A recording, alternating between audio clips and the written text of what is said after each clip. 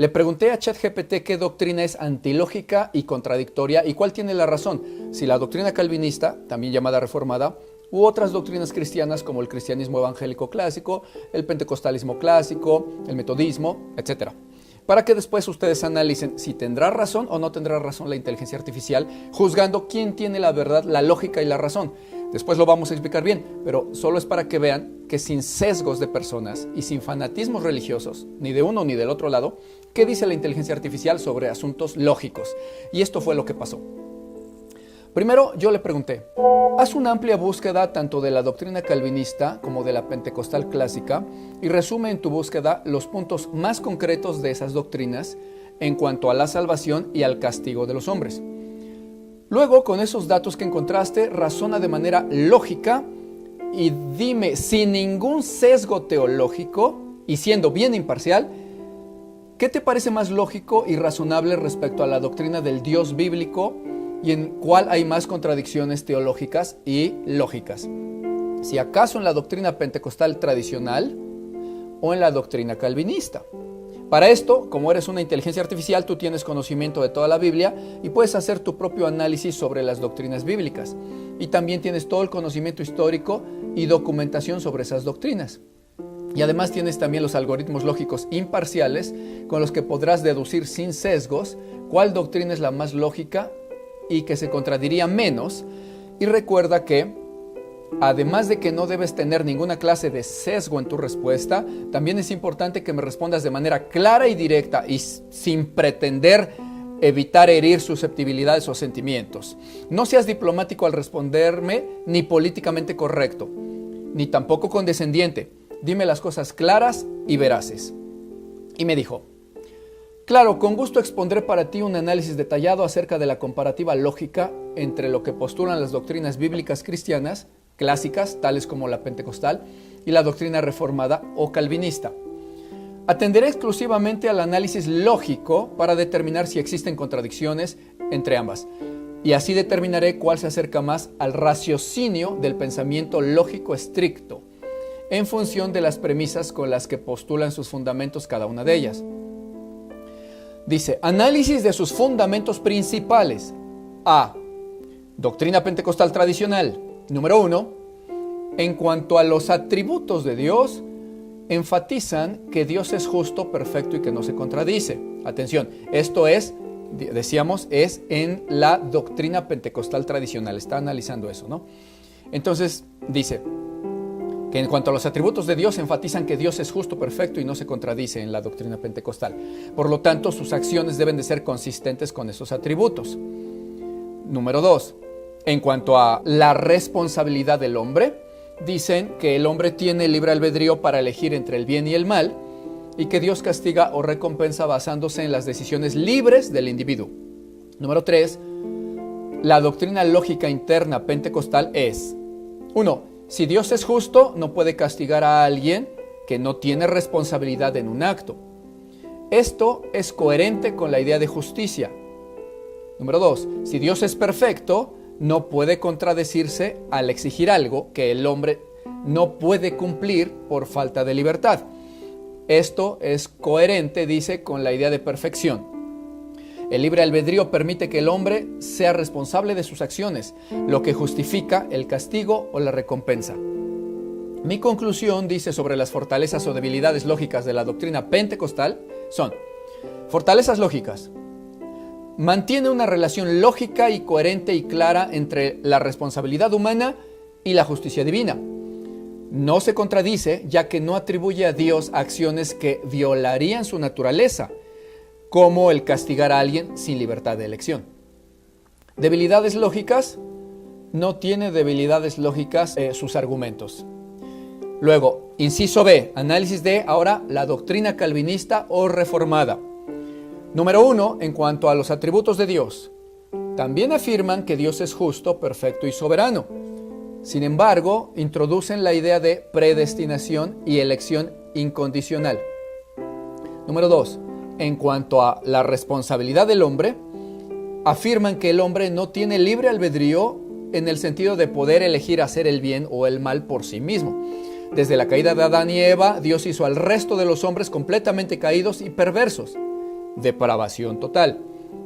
Y el hombre hace solamente el mal sin la posibilidad de elegir hacer el bien ni de buscarlo, debido a que está imposibilitado para ello. Dios predestina a algunos para salvación y a otros para condenación. Y el hombre es responsable de sus pecados, aunque no tiene la capacidad de evitarlos sin intervención divina. Número 3. La doctrina lógica interna calvinista es, número 1, si Dios es soberano, entonces tendría el derecho de decidir el destino de cada persona, tanto para decidir unilateralmente a quién salva y a quién no, así como para hacer al hombre caído y en depravación total desde que nace, debido a la caída de Adán y Eva, incluso si esto contradice su justicia o perfección. Número 2. La responsabilidad humana se mantiene, pero solo en un nivel teórico, ya que en la práctica el hombre no tiene la capacidad de cumplir con las demandas de Dios sin su intervención. Luego dice, mi conclusión sobre las fortalezas o debilidades lógicas de la doctrina calvinista son: fortalezas lógicas. 1. Resalta la soberanía absoluta de Dios, lo que visto de manera aislada podría parecer coherente con la idea de un ser omnipotente y omnisciente. Pero, dice, debilidades lógicas. Hay claras contradicciones lógicas entre la justicia de Dios y el castigo de personas que no tienen la capacidad de evitar el pecado. La idea de que Dios predestina a algunos para condenación y les exige arrepentimiento sin que puedan hacerlo, contradice los atributos divinos de bondad y justicia. Luego dice, mi análisis comparativo entre ambas dice, número 1, consistencia lógica. Inciso A, la doctrina pentecostal tradicional es coherente con la justicia y perfección de Dios. Inciso B, la doctrina calvinista introduce contradicciones al castigar a personas que no pueden evitar el pecado. Número 2, respecto a la responsabilidad del hombre, dice, inciso A, la doctrina pentecostal mantiene la conexión entre libre albedrío y responsabilidad. Inciso B, en el calvinismo esta relación se rompe, lo que genera contradicciones lógicas. Número 3, sobre los atributos de Dios. Dice, ambas doctrinas afirman que Dios es justo, perfecto y soberano. Sin embargo, solo la doctrina pentecostal mantiene esta coherencia sin contradicciones lógicas evidentes. Luego dice, mi conclusión final, desde un punto de vista lógico y sin sesgos teológicos, la doctrina pentecostal tradicional es coherente y libre de contradicciones lógicas. En cambio, la doctrina calvinista, aunque enfatiza la soberanía de Dios, incurre en contradicciones lógicas al afirmar que Dios castiga a personas que no pueden evitar el pecado. Este análisis es estrictamente lógico y no pretende invalidar la fe o la revelación, pero bajo ese enfoque la doctrina pentecostal resulta más consistente. Bueno, hasta ahí. Eso dice la inteligencia artificial y vamos a abundar en eso más tarde, pero deben de saber también que Juan Calvino, aparte de todo, era un sodomita. Sí, como lo oyen, un sodomita. Fue acusado de sodomía. No tenía calidad moral para autoproclamarse un defensor del evangelio, ni de la verdad, ni ser una persona espiritual, porque fue acusado y comprobado en pecados que definitivamente no hace un siervo de Dios. Además de sodomita, también fue un asesino. Él fue directamente el promotor de que un personaje que hablaremos después de él, que se llama Miguel Servet, fuera condenado y ejecutado en la hoguera. Con toda la participación y poder que tenía Calvino, él promovió que fuera así y defendió eso. O sea, era un sodomita, si saben lo que es sodomía, ¿verdad? Dios prohíbe eso. Y era también un asesino. Son fuentes históricas innegables donde biografías de personajes ampliamente aceptados y reconocidos, como Jérôme Bolsec, en una biografía de 1577, habla de esta sodomía de Juan Calvino con un joven llamado La Jeunesse, que en español significa la juventud, así le decían a un joven sirviente ayudante de cocina. Y pues con ese joven es con quien lo sorprendieron a este Juan Calvino y fueron condenados y expulsados de Ginebra por su sodomía. Y hay otros historiadores también que relatan cómo esto fue ampliamente documentado, y no solamente sobre sus sodomías, lo cual fue incluso arrestado y condenado y tuvo que salir de Ginebra huyendo, sino que también está ampliamente documentado por él mismo, ¿sí? Por el mismo Juan Calvino, que lo acepta en sus autobiografías y en cartas que él mismo escribe y donde defiende el asesinato que cometió con Miguel Servet. Una muestra de ello es, por ejemplo, la carta de Calvino a Farel en febrero de 1546, donde Calvino dice: si viene Servet, yo no permitiré que escape con vida si mi autoridad vale algo. Y también, por ejemplo, en su propia obra de Calvino, llamada Defensio Orthodoxae Fidei, en 1554, Calvino se defiende de las críticas por la ejecución de Servet y justifica la condena de muerte para herejes diciendo: Servet sufrió la pena que merecía por sus blasfemias. ¿Sí? Incluso Calvino validó la quema en la hoguera, pese a que él había tenido la autoridad para proponer incluso una muerte menos cruel como la decapitación, pero prefirió no intervenir en ese aspecto. El historiador Will Durant escribe: la mancha más grande en la reputación de Calvino fue su papel en la ejecución de Servet, etc.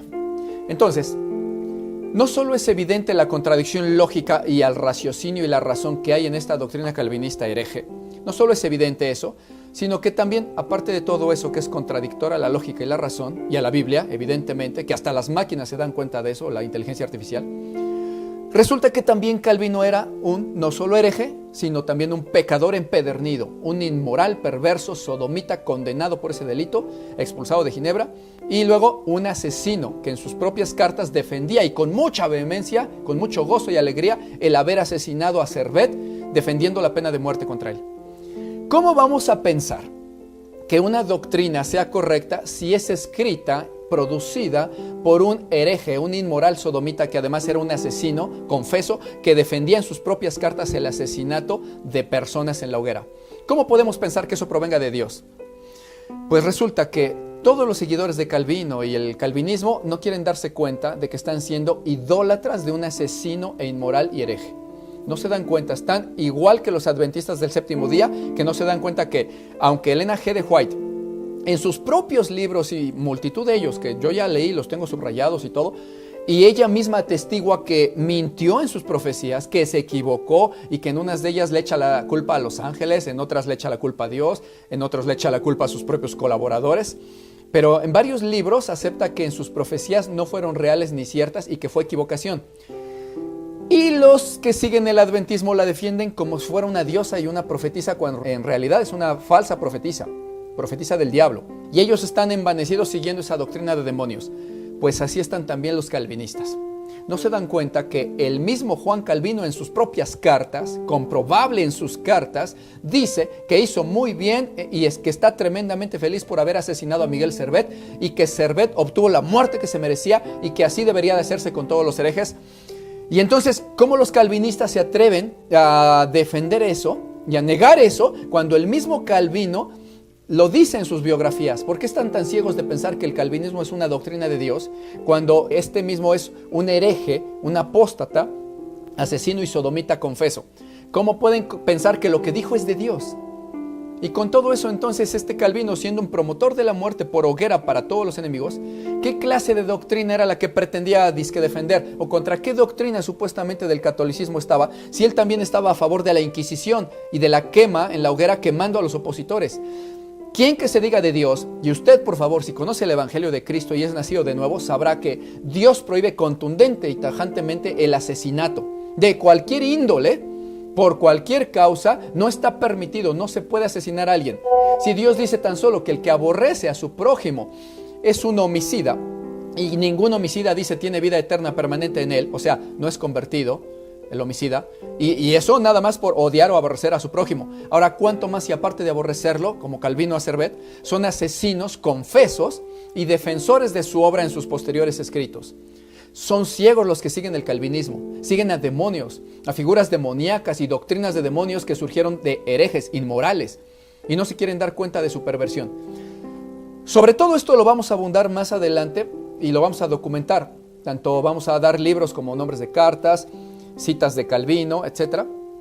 Y no vaya siendo por ahí quien se atreva a decir que no, que estamos inventando y que esto no es cierto, cuando que esto está ampliamente documentado en los propios escritos de Calvino. Y para que no quede duda también de que no solamente la doctrina calvinista es una herejía de demonios, sino que el productor de esa herejía es abiertamente un inmoral, hijo de Satanás, inconverso, asesino confeso y practicante, y que así murió contento por haber sido un asesino. Eso lo vamos a demostrar más ampliamente. Pero ahora bien, En la parte final de la respuesta de la inteligencia artificial decía, bueno, eso es en cuanto a la lógica y raciocinio, pero las religiones a veces van más allá de la lógica y la razón y dicen, las religiones luego trascienden lo lógico. Bueno, sí, las religiones. La verdad de Cristo no, la verdad de Cristo sí es lógica. Dios que fuera perfecto y se contradiría, pues no estamos locos. En el budismo, pues sí, ahí trasciende lo lógico, ¿no? Esa creencia. En el hinduismo, pues también esas creencias trascienden y se apartan de lo lógico porque pues una rata es un dios y una vaca es un dios. Pues dices, no es lógico, pero pues es tu creencia que trasciende lo lógico. Bueno, pues así el calvinismo. No es más que un hinduismo o un budismo disfrazado donde sus creencias trascienden y traspasan lo lógico. O sea, Dios dice que es perfecto, pero según ellos, le vale quien se vaya al infierno. No importa si él ya los predestinó, dice de Tin Marín de Dopingüe, y pues que se vaya quien se vaya, no le importa. Y dicen ellos, pues es que es soberano. Sí, pero no es lógico. Es soberano, pero no está loco. Es soberano, pero no es un necio. Es soberano, pero no es injusto. Es soberano, pero es perfecto. Y 1000 veces dice, nunca jamás esté en mí que yo castigue al inocente junto con el culpable. 1000 veces. Entonces, fíjense la locura de ser calvinista. Es una doctrina de demonios. Eso dice la inteligencia artificial, pero ahora vamos nosotros a estudiar rápidamente qué es el calvinismo. Entonces, para que lo sepan, el calvinismo es una doctrina de demonios que surgió durante la Reforma Protestante en el siglo XVI, que se basaba en las enseñanzas de un teólogo o teoloco francés, Juan Calvino, y al principio su objetivo supuestamente era dizque recuperar la pureza, entre comillas, del evangelio bíblico. Ven que la cuestión de la Reforma Protestante se trató de ir contra el papado, que vendía indulgencias, que asesinaba gente. Bueno, entonces en esos tiempos estaba la Inquisición, que asesinaba al que se opusiera, al que tuviera por ahí una Biblia, lo acusaban de hereje y lo echaban a la hoguera. Bueno, eso hacía el papado. Entonces algunos protestaron precisamente, ¿sí? Entre ellos apareció también, aparte de Juan Calvino por ahí, Martín Lutero, ¿no? Bueno, primero Lutero, que protestaron y por eso se llamó protestantes a ese movimiento. Y dijeron, no, no es así, hay que defender el evangelio puro. Entonces, en teoría, dicen, fue su supuesta motivación. Pero con el tiempo fue desarrollando más y más cada vez estas doctrinas herejes, que son contrarias abiertamente a las enseñanzas de Cristo. Entonces era realmente una payasada y una máscara decir que yo quiero pureza bíblica, el papado inventa cosas, pues se vino a inventar herejías peores. ¿Sí? Y también vino a hacer cosas peores de las que hacía el papado, ¿sí? Como asesinar gente en la hoguera, porque pues simplemente se les oponían, ¿no? Y le siguieron muchos a él. Bueno, eso es el calvinismo a grandes rasgos. Pero resulta que después, teólogos seguidos de él y sus seguidores, y etcétera, han hecho del calvinismo una gran secta con muchos adeptos. Y se hacen llamar cristianos reformados. A su doctrina la llaman doctrina reformada. Y por algo es reformada, ¿no? Porque pues la palabra de Dios no necesita reformas. Y no la reformaron para contradecir al catolicismo, la reformaron para contradecir a Dios. Y ahora sus adeptos son teólogos. Un John MacArthur que acaba de fallecer y que por cierto blasfemó al Espíritu Santo diciendo que milagros, visiones y etcétera son obras de demonios, ¿no? El mismo que dijo que te suicidas y te vas al cielo y que si te pones la marca de la bestia todavía podrías ser salvo contradiciendo a Dios. Teólogos como ese John MacArthur o como Sugel Michelin, como Miguel Núñez, un Juan Manuel Vaz, gente hereje que no se les ve para nada tantito de espiritualidad, que se atreven a llamar demonios a gente como G.J. Ávila, que se atreven a juzgar a G.J. Ávila a los insensatos. O sea, son tan soberbios y tan perversos y te sienten tan santitos que se atreven a llamar demonio al siervo de Dios G.J. Ávila. Ellos, en sus aposentos, eso sí, en sus sínodos de lujo, en sus asambleas llenas de gente empoderada y todo, con gente de dinero y gente en conferencias muy nice, aquí con su botellita de agua celestial y su gente que les sopla por acá y todo así andan, ¿sí? Muy trajeados y todo. Y G.J. Ávila, el misionero, santo siervo de Dios con testimonio de poder, dicen que es un hijo del diablo. Así de locos están y de envanecidos. Si al menos tuvieran un poquito de humildad o de cordura y que pues, al menos mínimamente solo dijeran que, bueno, Gigi Ávila fue un siervo de Dios, pero estaba equivocado en algo, si acaso estuviera equivocado, que así dijeran, pues sabemos que no es así, pero que dijeran eso al menos, pero no, ni siquiera es que lo mencionan como un hijo de Dios, no, sino que simplemente para ellos es un demonio, un endemoniado, un hijo del diablo. Y por eso salen tan tontos de la cabeza después que andan diciendo, como John MacArthur, que ya escribió su propia Biblia de estudio MacArthur, y ahí van los tontos a leer herejías. Eso y la Biblia de los testigos de Jehová es lo mismo, porque ahí el hereje dice ahí abajito qué es lo que se debe de creer y qué no, y que Dios es el autor del pecado, y no lo dice así exactamente obviamente, pero dice que Dios hizo al hombre pecador y que pues te amuelas ya, te callas, así lo hizo Dios, te callas, y luego reclámale, ¿no? Y luego no puedes cambiar aparte, así te quedas, si te hizo pecador así te quedas. Entonces decía yo que salen tan tontos de la cabeza que, por ejemplo, ese John MacArthur, ya hasta con su nueva Biblia escrita, sale con su tontería como de que si te suicidas te vas al cielo, ¿no? Que los que se pongan la marca de la bestia, algunos sí se salvarán, cuando la Biblia dice tajantemente, ninguno de los que se pongan la marca de la bestia se salvan. Es un juicio de Dios, ¿cómo se atreve a contradecir a Dios? O sea, están locos. Se volvieron locos, pretendiendo ser sabios, se hicieron necios. Están locos y tontos. Son herejes. Esa doctrina es hereje y del diablo. Si están entendiendo lo que dijo la inteligencia artificial, ahora se los explico yo, en un lenguaje más sencillo y rápido, ¿no? Dice que ellos en su doctrina, aunque tienen muchos puntos, el calvinismo casi se resume en el famoso TULIP. Es un acróstico y lo pueden ver en pantalla ahorita. Es un acróstico. Acróstico es lo que se forma de las primeras letras de una frase. Y ahí está, miren, TULIP. Es un acróstico de frases en inglés que es, por ejemplo, de Total Depravity, Unconditional Election, Limited Atonement, Irresistible Grace, Perseverance of the Saints. Que en español es total depravación, elección incondicional, expiación limitada, gracia irresistible y perseverancia de los santos. ¿Sí? Eso es el TULIP. Vamos a explicar qué significa cada una de estas frases de este acróstico. La T, de total depravación. ¿Qué es? Dice que el ser humano, después de la caída de Adán y Eva, el ser humano está completamente corrompido por el pecado y no puede hacer nada bueno por sí mismo, sino solo el mal. Ni siquiera puede buscar a Dios.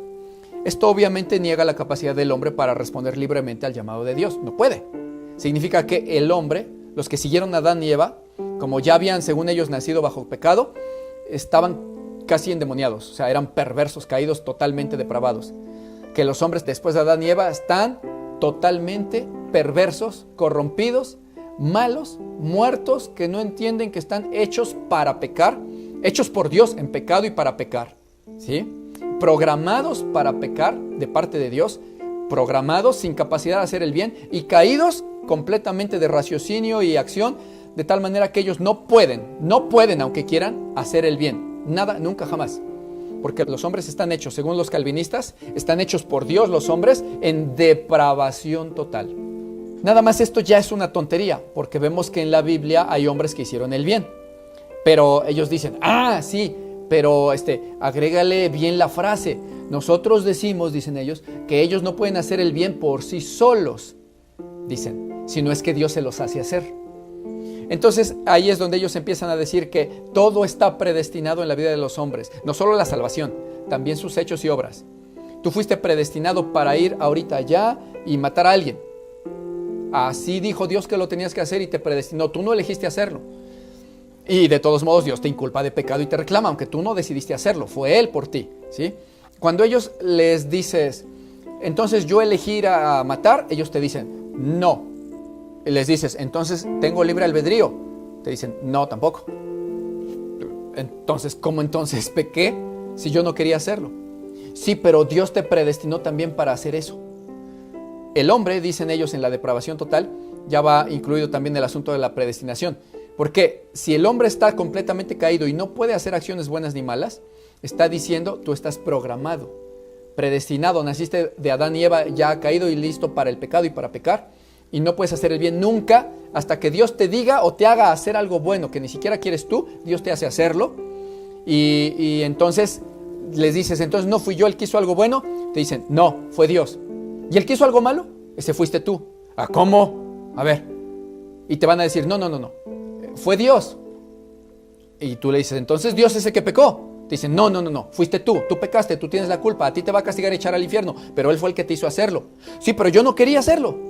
Pero no importa, Él es soberano para hacerte que lo hagas. ¿Qué? O sea, es de locos, de tontos, de marihuanos. Eso dicen. Entonces a eso le llaman la depravación total, que el hombre está completamente depravado, que es un manojo de espíritus demoníacos, de perverso zombie, que no puede hacer nada bien, ¿sí? Solo hace el mal. Y es un títere de Dios. El hombre no puede decidir hacer el bien y el mal. Dicen que no hay libre albedrío, punto. Y sin embargo la Biblia dice y demuestra que el hombre sí tiene capacidad de elegir y de responder al llamado de Dios. Sí hay libre albedrío, dice la Escritura. Y solamente voy a decir 3 o 4 versículos, porque si pongo los 100 por cada punto, pues nunca acabamos, ¿verdad? Pero así de rápido, Deuteronomio 30:19 dice Dios: a los cielos y a la tierra llamo por testigos hoy contra vosotros, que yo les he puesto delante la vida y la muerte, la bendición y la maldición. Escojan ustedes la vida.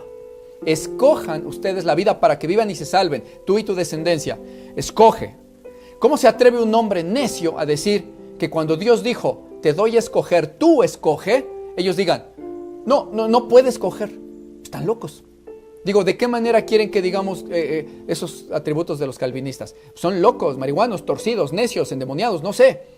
Pero que Dios diga claramente, yo te doy a ti a que escojas y te ordeno que escojas. Y ellos digan, no se puede, no se puede. ¿Por qué no? Porque yo digo que no se puede. Y Juan Calvino dice que no. Por cierto, ¿quién fue Juan Calvino? Pues un asesino y un sodomita. Pues dice Calvino que no. Pero Dios dice que sí. Sí, pero no. Los testigos de Jehová, de hecho, ya hasta los veo menos necios que estos calvinistas. En serio. Luego, Josué 24:15 dice, y si mal les parece servir a Jehová, entonces escojan hoy a quién quieres servir. Pero yo y mi casa serviremos a Jehová. Escojan ustedes a quién sirven. Pero los calvinistas dicen, no se puede. Y empiezan con retóricas torpes de... mira, lo que pasa es que ahí no está diciendo que pueden escoger. Está diciendo que, pues como una manera de retórica de él, de Josué, de que... pero no es que puedan, sino... escojan es como... ya no saben ni qué decir. El texto claro dice, escoge tú. Y ellos... es que significa... tonterías. Terminan diciendo tonterías. Dicen estupideces acerca de Dios y de su doctrina, los insensatos. Por eso el celo, porque dicen tonterías y estupideces de la doctrina santa de mi Dios con sus necedades nada más, por eso, por necios. Porque dice, escoge hoy tú a quién sirves. Y entonces el pueblo y los hombres sí tienen la capacidad de tomar decisiones y de tener libre albedrío para decidir seguir o no seguir a Dios. Pero ellos dicen que Dios cuando dijo eso no sabía qué dijo, no sabía. Juan 7:17 dijo Jesús, el que quiera hacer la voluntad de Dios, conocerá y sabrá si la doctrina es de Dios o yo hablo por mi propia cuenta. ¿Cómo que el que quiera? Si dicen los calvinistas que el hombre no puede querer hacer la voluntad de Dios, que no tiene libre albedrío y que no puede buscar a Dios. Bueno, Hechos 17 dice Pablo a los griegos, miren, para que busquen a Dios, búsquenlo, a ver si de alguna manera, aunque sea palpando, lo puedan hallar. Aunque ciertamente no está lejos de cada uno de ustedes, Él se da testimonio de sí mismo para que ustedes puedan buscarle. Pues mangos, no pueden buscarlo, dicen los calvinistas. ¿Cómo? Si aquí dice que sí, Dios dice busca, y ellos dicen no se puede buscar a Dios. Bueno, eso es estar loquito. Ahora, vamos con la letra U del famoso TULIP. La letra U de Unconditional Election, elección incondicional. ¿Qué dice esto? Bueno, que Dios desde la eternidad eligió Él a algunas personas para salvación y a otras para condenación, sin considerar ningún criterio en esa decisión. Ni si eran buenos o malos, si querían buscar a Dios o no importa. Ni si iban a tener fe o buenas obras, nada. Él pudo elegir al más perverso que asesinó durante 50 años, asesinó y descuartizó a 80, violador, asesino. Pues Dios dijo, a ese lo salvo, aunque ni quiera. Pero en uno de los puntos que siguen sobre la gracia irresistible, ahí dicen ellos, ese tal no se podía oponer tampoco. Si Dios dijo, a ti te salvo, aunque no quieras, ese se salva, punto. Pero no buscaba a Dios. Dicen, no, pues ni podía. Solo porque Dios dijo se salva. Pero sin embargo el otro que sí andaba queriendo buscar a Dios, que tenía a lo mejor sus pecados y todo, pero que andaba medio religioso y quería una religión y buscar a Dios, ese que sí quería, o que al menos decía querer, porque andaba buscando religiones y se metía y ahí tenía una vida medio religiosa, pero decía que sí quería salvarse, pues según ellos, si ese Dios dijo no, pues ese no se salva, aunque quiera y busque. Y empiezan con su torcedera de versículos de que es que no es del que quiere ni del que corre, depende de Dios. No viendo que esos versículos primero están hablando de otra cosa. Están hablando de los dones de Dios para el pueblo de Israel como nación, ¿sí?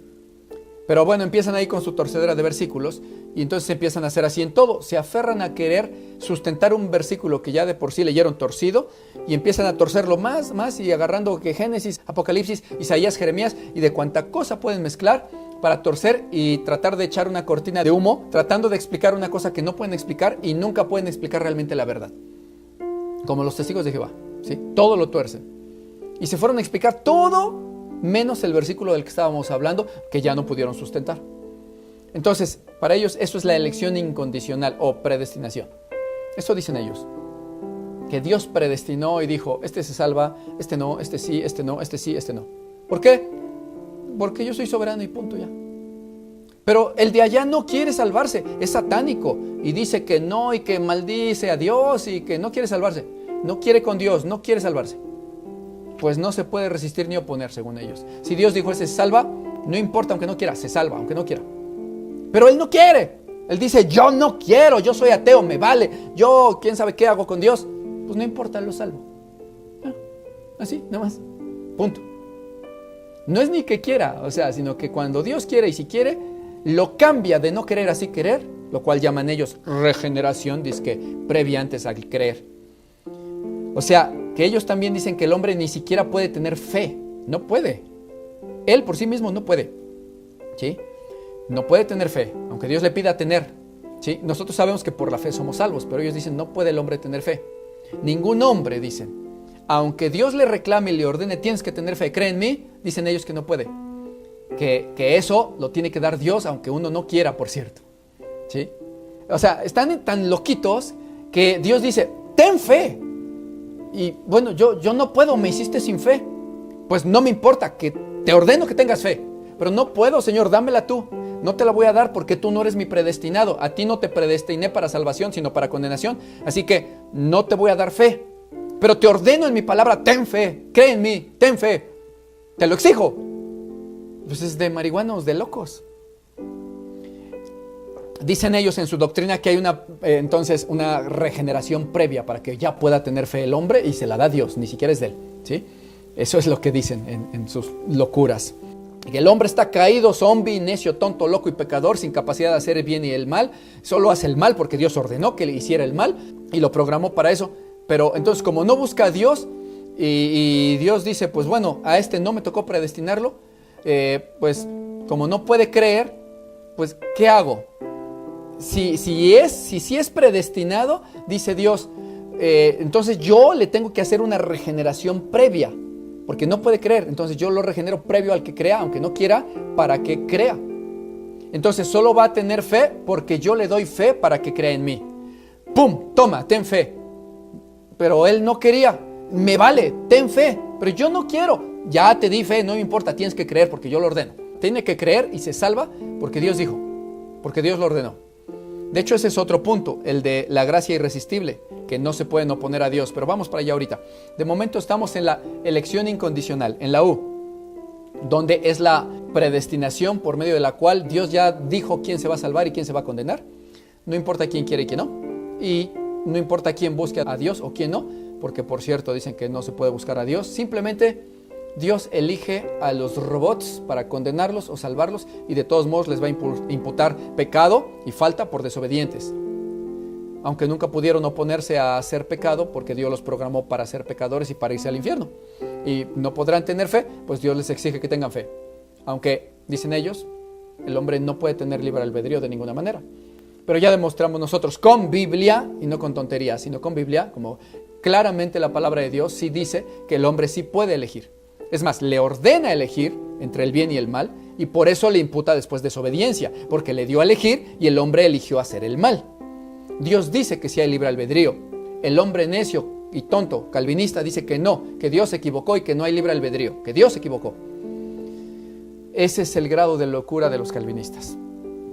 Ahora, el punto medular de esta letra U, de unconditional election, o elección incondicional, se traduce sencillamente en la predestinación.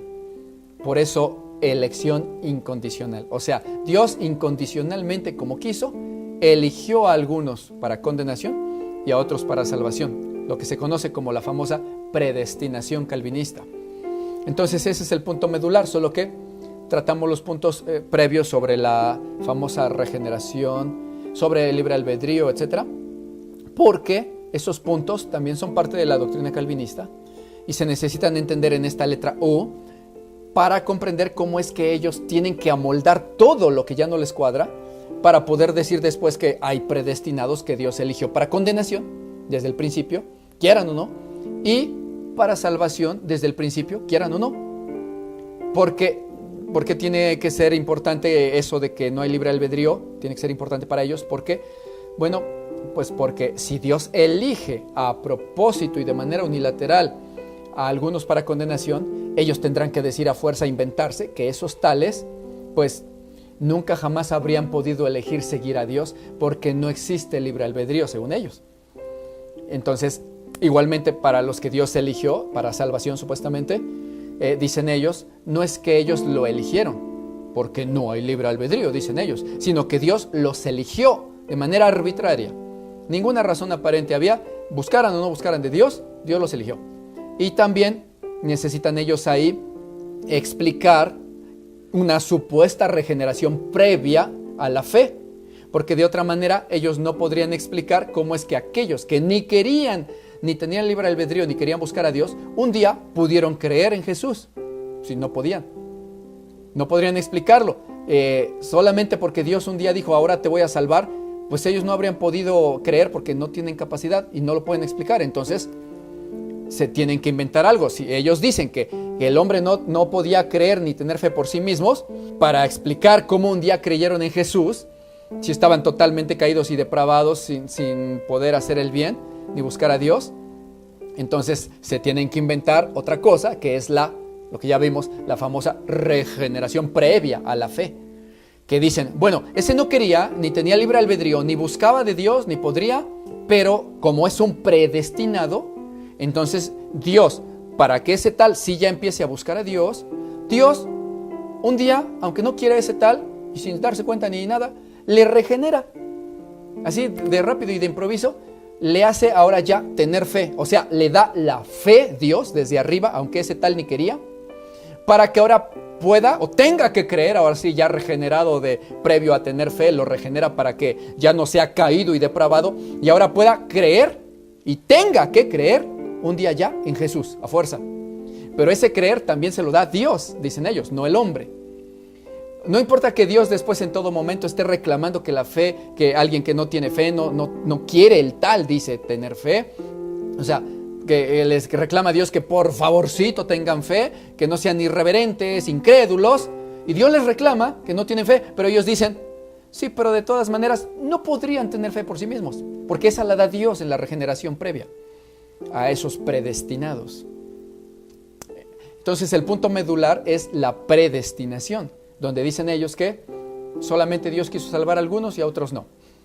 Pero, ¿qué dice la Biblia? Aparte de que todo esto es de locos y de marihuanos y está completamente absurdo y antilógico, pues no solo eso, también está la Biblia. ¿Qué dice la Biblia sobre estas locuras calvinistas? De que Dios solo quería salvar a algunos y que los predestinó. Bueno, para que veamos qué dice la Biblia acerca de este punto U de elección incondicional o la predestinación, necesitamos explicarles primero la letra L, Limited Atonement. ¿Por qué? Porque esa expiación limitada, que eso es lo que significa, resulta que va de la mano con la predestinación.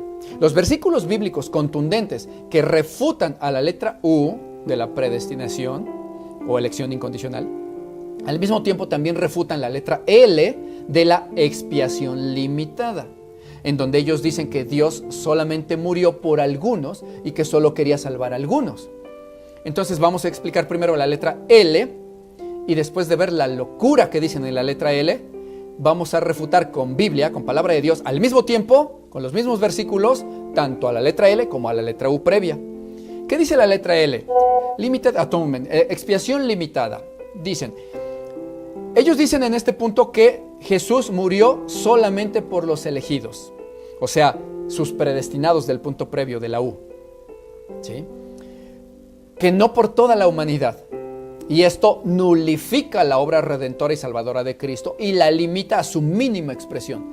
Además, contradice centenas de versículos donde la Biblia dice que Dios es el salvador de toda la humanidad, de toda, y que quería salvar a todos. Quería salvar a todos, ¿sí? Él dice quería. Y ellos dicen, pues me vale lo que diga la Biblia, yo digo que no. ¿Sí? Punto. Y empiezan a torcer versículos, como hacen los testigos de Jehová y pues todos los que son del diablo. Bueno, entonces, ahora sí, ya que vimos la letra L, podremos explicar con los mismos versículos contundentes cómo se contradice tanto en la letra L como en la letra U. O sea, tanto en el asunto de la expiación limitada, de que dice que Jesús nomás murió por algunitos escogidos, como también en el asunto de la elección incondicional o predestinación.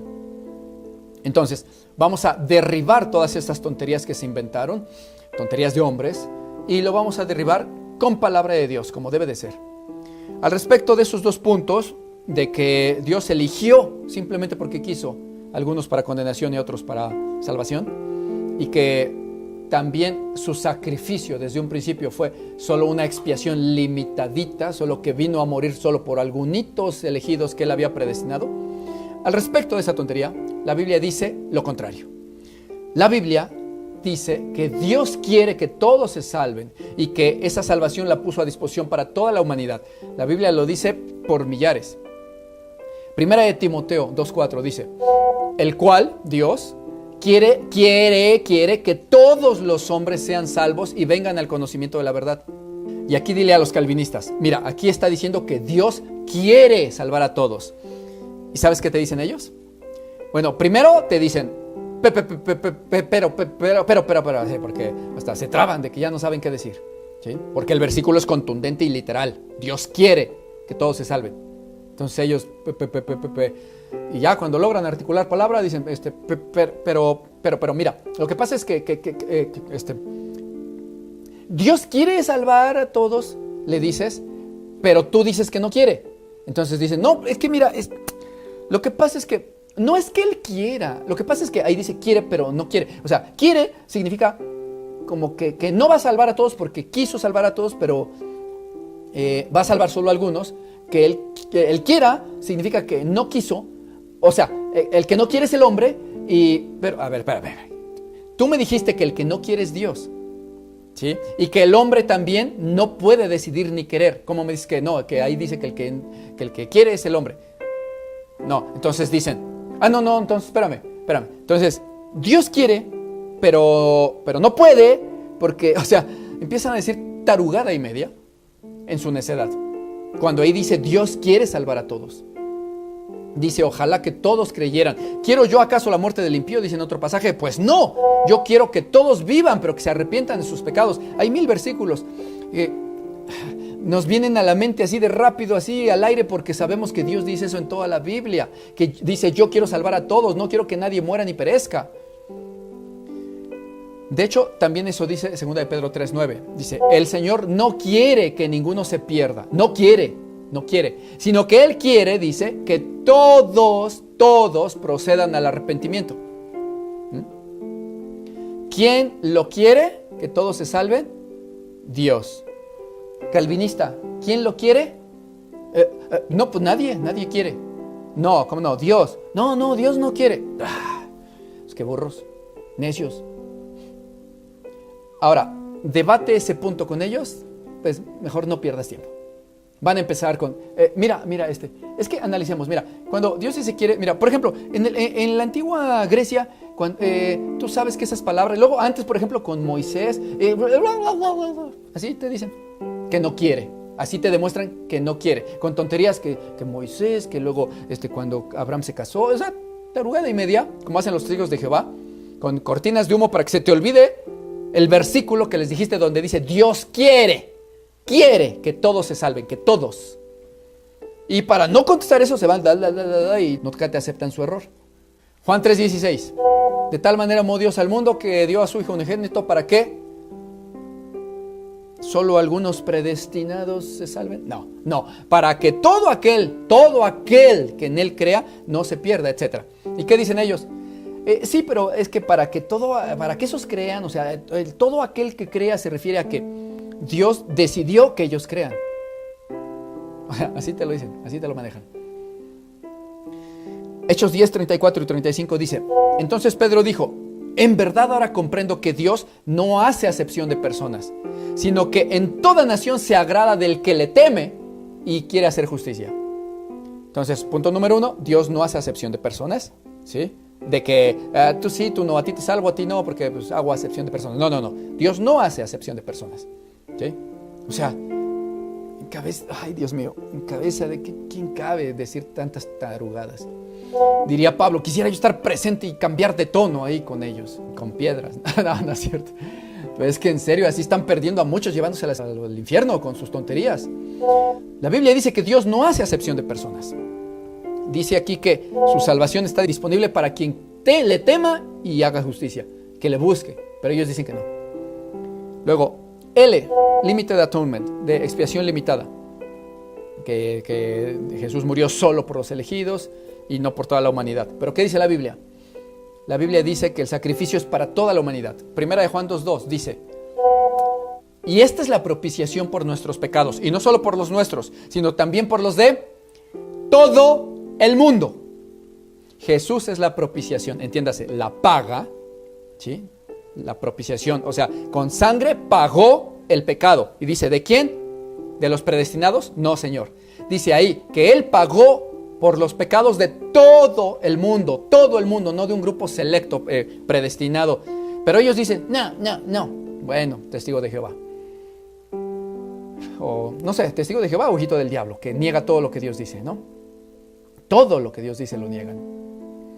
Luego, Juan 1:29 dice: el siguiente día vio Juan a Jesús que venía y dijo: he aquí el Cordero de Dios que quita el pecado de algunos cuantos. No, ¿verdad? No, dice así. Dice que quita el pecado del mundo. Primera de Timoteo 4. Por esto también trabajamos y sufrimos oprobios, dice, porque esperamos en el Dios viviente, que es el Salvador de todos los hombres. De todos los hombres, dice, y especialmente de los que creen. Ahí está, dice que de los que creen. Sí, pero primero dice que de todos. Solo de los que creen, dice, mayormente, ¿sí? ¿Y por qué dice así? Bueno, pues porque el sacrificio fue para todos los hombres y Él vino a salvar a todos, ¿sí? Pero no todos creen. Entonces, mayormente de los que creen. Sí, pero no pueden creer, dicen. Ya te demostré que sí. No, pero si Dios dice creen y si no, no. Y esto es tan aberrante, pero más aberrante es todo lo que hay detrás si lo analizamos, porque están diciendo, por ejemplo, con todos estos puntos, que Dios, desde el punto 1, que es la depravación total, están diciendo que Dios, a partir de Adán y Eva, cada alma que creó, que Él hizo, la hizo pecadora, programada para pecar, sin capacidad de hacer el bien. Eso dice el punto 1. Entonces, ¿quién hizo al hombre pecador? Ellos dicen que Dios, ¿no? Aunque la Biblia dice que Dios hizo al hombre perfecto, pero el hombre se encargó de corromperse y de corromper todo lo que Dios hizo. U otros versos dice, como no tuvieron en cuenta a Dios, entonces Dios los dejó a sus perversiones. Dios hizo las cosas perfectas, pero ahora para el calvinismo, Dios es el autor de los pecadores y del pecado. Porque cuando tú y yo pecamos, dicen ellos, supongamos que yo todavía no soy cristiano, soy ahí cualquier inconverso, ¿vale? Entonces peco, voy y mato. Dicen ellos que yo no elegí matar, porque no tengo libre albedrío. Si ellos aceptan que yo elegí matar, que no lo van a aceptar, pero si lo aceptaran, porque dicen que no hay libre albedrío, tú les podrías decir, bueno, entonces si yo elegí matar, entonces Dios me dio libre albedrío. Te dicen, no. O sea, nunca te van a decir que tú elegiste matar. Y tan fácil sería decirles, luego entonces fui obligado. Te tendrán que decir, pues sí. ¿Por quién? Por Dios. Pero yo no quería.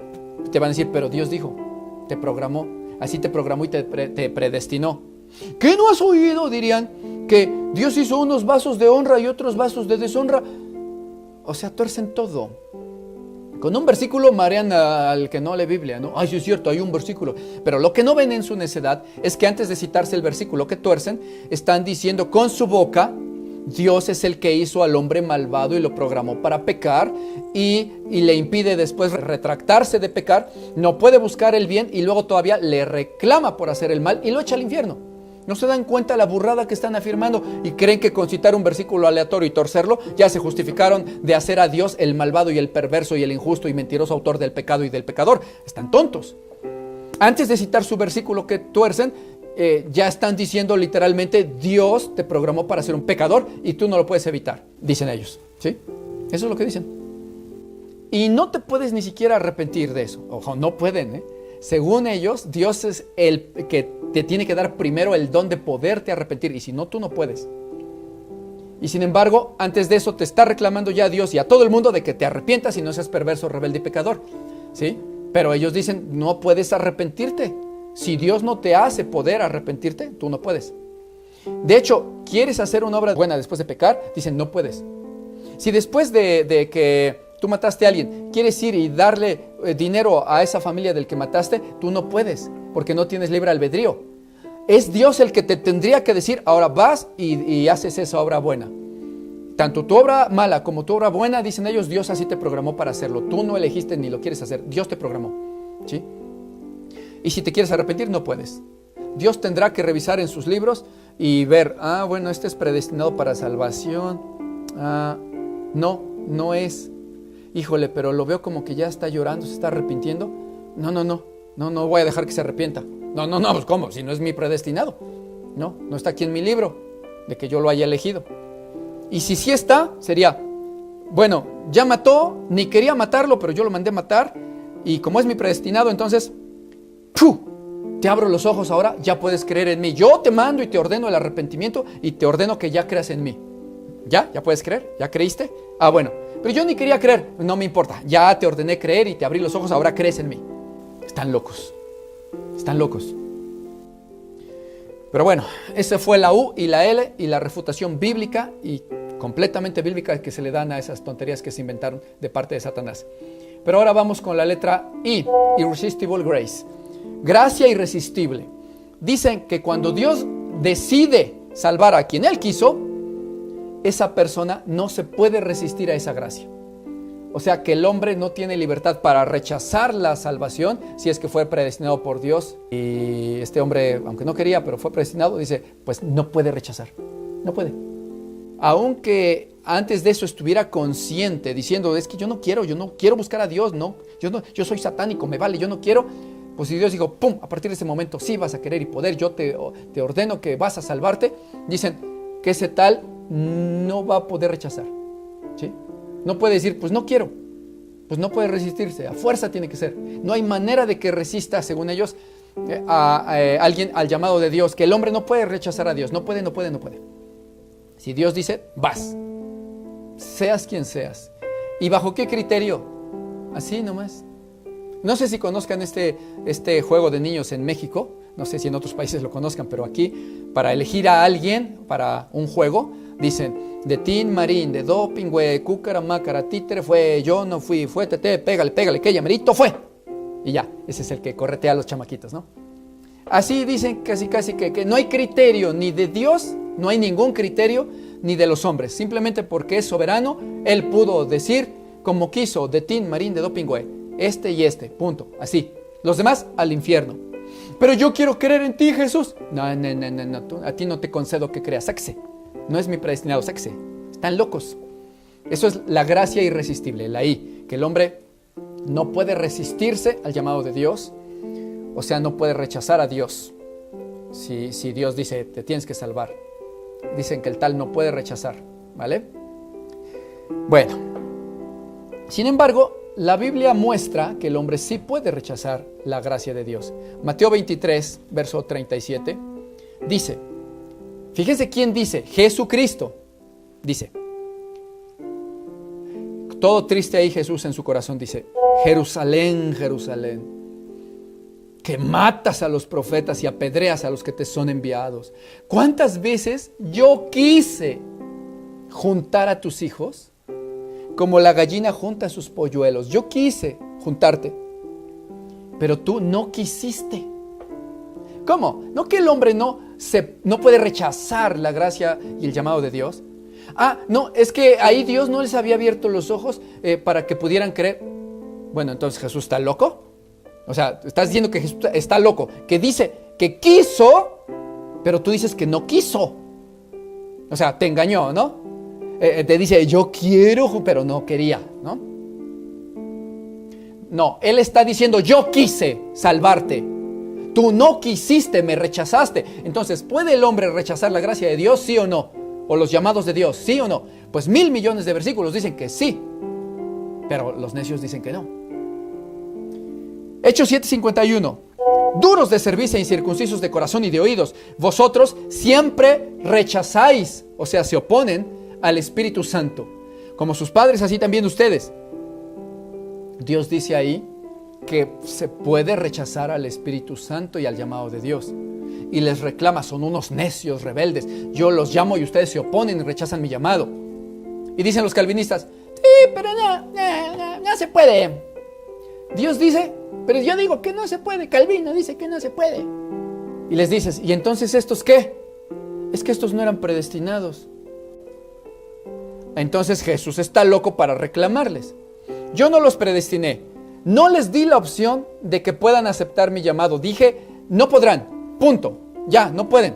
¿Sí? ¿Se dan cuenta que no pueden? Sí, no podemos. Bueno, pues ahora. Necios, duros de corazón, hijos del diablo que me rechazan. Malditos son, además, los maldigo. Apártense de mí, malditos al fuego eterno. Oye, pero si tú no me quieres dar eso para que yo crea, me vale un cacahuate, maldito al infierno. Vean el Dios loco, tonto que tienen esos. Tontos y locos. No es el mismo Dios mío. No, claro, yo no estoy hablando mal de Jesús. Ellos tienen un Dios tonto y loco, ¿sí? Así se las gastan diciendo. No te dio permiso de creer, pero te reclama que estás necio, loco y tonto de que no crees. O sea, ese es su Dios loco. Dicen que Jesús estaba loco cada vez que decía una frase como esta, de que yo quise juntarte y tú no quisiste. Pues dicen, pues estaba loco, no sabía lo que decía, porque el hombre no puede rechazar. O dice, todo aquel que quiera, venga y tome del agua que yo le daré. El que quiera. Y el que quiera, venga y tome del pan de vida. Y el que quiera, y el que quiera. Y en secreto, según ellos, aquí con el Padre, según ellos, Jesús yo creo que estaba riéndose. Padre, les decimos que el que quiera, pero no es cierto. Tú sabemos que no es el que quiera, ni pueden querer. Para empezar, no pueden querer. Segundo, pues no es para todos la salvación. Y ahí el Padre y el Hijo riéndose, ¿no? ¿Cuál Padre y el Hijo? Pues el Padre y el Hijo de esos locos, de Calvino, ¿sí? O sea, el padre de Benito Calvino y Rómulo Calvino, no sé cómo se llamaba el padre de Calvino. No hablo del Padre Eterno, el Padre Eterno no está loco, el padre de Calvino sí. El padre de los hijos del diablo, pues seguro está riendo de esas tonterías. Como que Dios dice, el que quiera venga y tome, y ni modo que en privado, pero no es, ni es para todos, ahí burlándose, ¿no? Engañándonos que es para todos y no era para todos. Tan locos esos. El asunto es que el verdadero Dios, el nuestro, ese no está loco ni tonto para decir, yo quiero que todos vengan y coman y luego, ni es cierto, los engañé. Cuando vengan los condeno, porque no eran mis predestinados, ¿no? Están locos esos cuates de veras. Pero bueno, luego, Apocalipsis 3:20. He aquí yo estoy a la puerta y llamo. Si alguno oyere mi voz y abre la puerta, entonces yo entraré y cenaré con él y él conmigo. Si no abre la puerta, pues puedes rechazarlo, ¿sí? Juan 5:40 también dice, y ustedes no quieren venir a mí para que tengan vida. Y ustedes no quieren venir a mí. ¿Cómo que no quieren? Si según los calvinistas no se puede no querer. No se puede rechazar la gracia cuando Dios lo ofrece. Y ahí dice, yo les ofrezco y ustedes no quieren, ¿sí? Yo les vengo a hablar palabras de vida. Les vengo a dar el evangelio de salvación para que se salven. Pero ustedes no quieren venir a mí. Y previo a eso, en el 39 dice, escudriñen las escrituras porque a ustedes les parece que ahí está la vida eterna y ellas son las que hablan de mí. Y yo vengo y me presento, les hablo de mí y de mi salvación a ustedes, les ofrezco salvación y ustedes no quieren venir a mí para que tengan vida que yo les ofrezco. ¿Qué dicen los calvinólatras del diablo? ¿Sí? Idólatras de Calvino. Sí, pero no importa que Jesús diga eso. Simplemente el hombre no puede rechazar, aunque Jesús diga que sí. Ahí seguramente Jesús no lo hizo bien. Por eso rechazaron, pero en realidad el hombre no puede. O sea, están locos. O finalmente, la P, Perseverance of the Saints, perseverancia de los santos. Dice que los creyentes no pueden perder su salvación, ya que Dios los tiene que a fuerza sostener hasta el final. Y no obstante que esto pudiera emocionar a alguien y parecerle como que positivo el asunto, resulta que es una herejía, contradice la palabra de Dios. O sea que la letra P de perseverancia de los santos, lo que está diciendo en pocas palabras y literalmente es, ellos afirman que la salvación, una vez que Dios te la da, no se puede perder por nada. Hagas lo que hagas. Eso es lo que dice la P, que la salvación no se puede perder. Cuando que la Biblia dice muy claramente y por centenas de veces que sí se puede perder. Ya hemos hablado de esto en algunos videos y nos faltan montonales de argumentos todavía de sacar. Yo nomás saqué 2, 3, pero son tan necios que ya no dan ni ganas de sacar nada, en serio. Ahí en Hebreos 10:26 dice que las personas que se vuelven al pecado y apostatan voluntariamente, dice que blasfeman al Espíritu Santo de la gracia que habían recibido y que con ese acto tienen por inmunda la sangre del pacto en la cual ya habían sido santificados. Santificados. ¿Sí? Tienen el versículo ahí en pantalla ahorita. Pero les preguntas a esos calvinistas, a ver, dime, ¿a quién se refiere aquí la Escritura cuando dice esos que ya habían sido santificados y que habían recibido Espíritu Santo y le hacen afrenta al Espíritu de gracia? ¿Quiénes son esos que ya habían sido santificados con la sangre del pacto que aquí dice? Les dices, ¿eran santos, salvos o los santificados eran inconversos, hijos del diablo? Y no te dicen porque no te dicen. Son tan necios que empiezan a darle vueltas ahí como los testigos de Jehová y empiezan a tontear, y en lugar de aceptar que los santificados con la sangre del pacto, que dice ahí, únicamente pueden ser los salvos, los santificados, los hijos de Dios, los que ya recibieron Espíritu Santo y son santificados con la sangre de Cristo, no te aceptan que son los salvos. Ellos en su necedad le dan vuelta y le dan vuelta como testigos de Jehová, diciendo, no, pero mira ahí el origen de la palabra santificado, en Daniel y Ezequiel, mira, antes del pueblo, por ejemplo, el pueblo era santificado y bla, bla, bla, bla, bla, bla, bla, y no te dicen, no son honestos. Como no son de Dios, son de Satanás, no saben ser honestos y celar la palabra de Dios y juzgar con verdad y decir, bueno, pues sí, los santificados con la sangre del pacto de Cristo son los salvos, no los inconversos. No te lo saben aceptar y le dan vuelta y vuelta y vuelta y se ven hasta ridículos en su necedad. No te lo aceptan. ¿Y por qué es particularmente especial e importante que te acepten que esos de ese verso son salvos, los santificados con sangre de Cristo? Bueno, pues porque es algo que no se puede refutar ni negar de ninguna manera. Y tienen que aceptarlo porque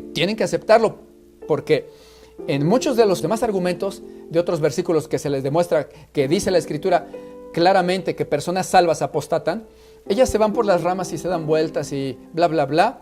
Y siempre, siempre, su argumento de ley, ya de cajón, te dicen siempre, es que esos que dice ahí que apostataron, que perdieron la salvación supuestamente, en realidad no eran salvos.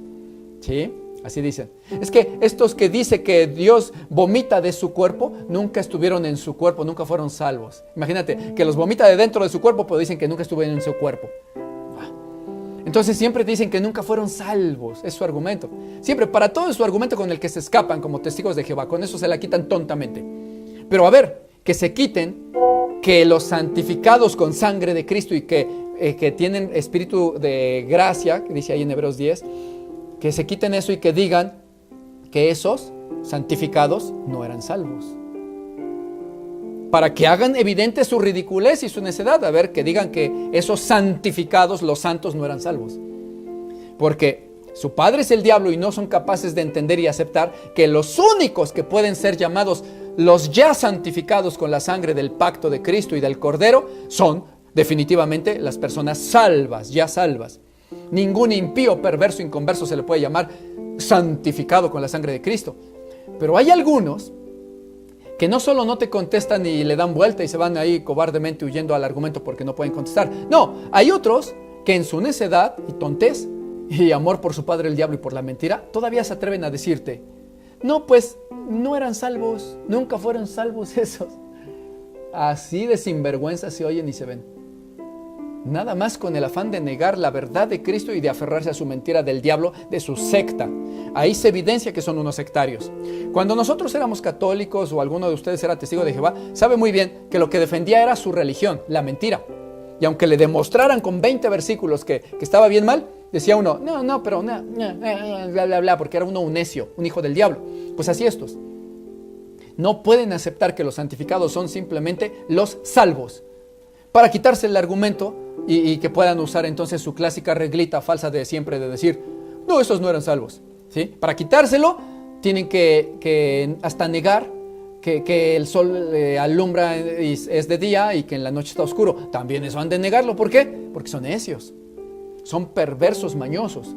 Saben que si aceptan que esos santificados eran los salvos, entonces ahí dice, esos pierden la salvación.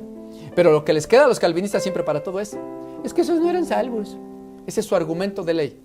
¿Sí? Aunque ahí diga sí lo eran santificados, tenían Espíritu Santo. Sí, pero no.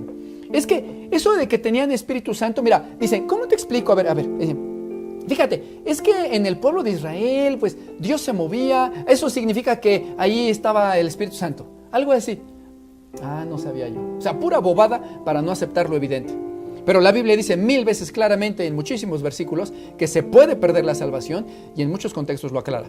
Yo les voy a citar versículos así rápido, entre 100, unos 10 o 15, a ver, para que vean lo que dice Dios, si se puede o no se puede perder la salvación ya estando en Cristo. Por ejemplo, en Juan 15:4, desde el 15:2 en adelante, dice a sus discípulos, les dice, todo pámpano que estando ya en mí, atención, que estando en mí no lleva fruto, mi Padre lo quitará, y todo aquel que lleva fruto lo limpiará para que lleve más fruto. En el verso 4 dice, así que permanezcan en mí y yo en vosotros, porque como el pámpano no puede llevar fruto por sí mismo si no permanece en la vid, así también ustedes tampoco pueden si no permanecen en mí. Yo soy la vid, dice ahí, ustedes los pámpanos. El que permanece, atención, permanece en mí y yo en él, ese llevará mucho fruto, porque separados de mí nada podéis hacer. El que en mí, estando en mí, no permanece, el que estando en mí, está hablando de gente que ya está en él, dice, y estando en mí, no permanecen después, serán echados fuera, como los pámpanos, y se secarán, y los recogen, y los echan en el fuego, y arden.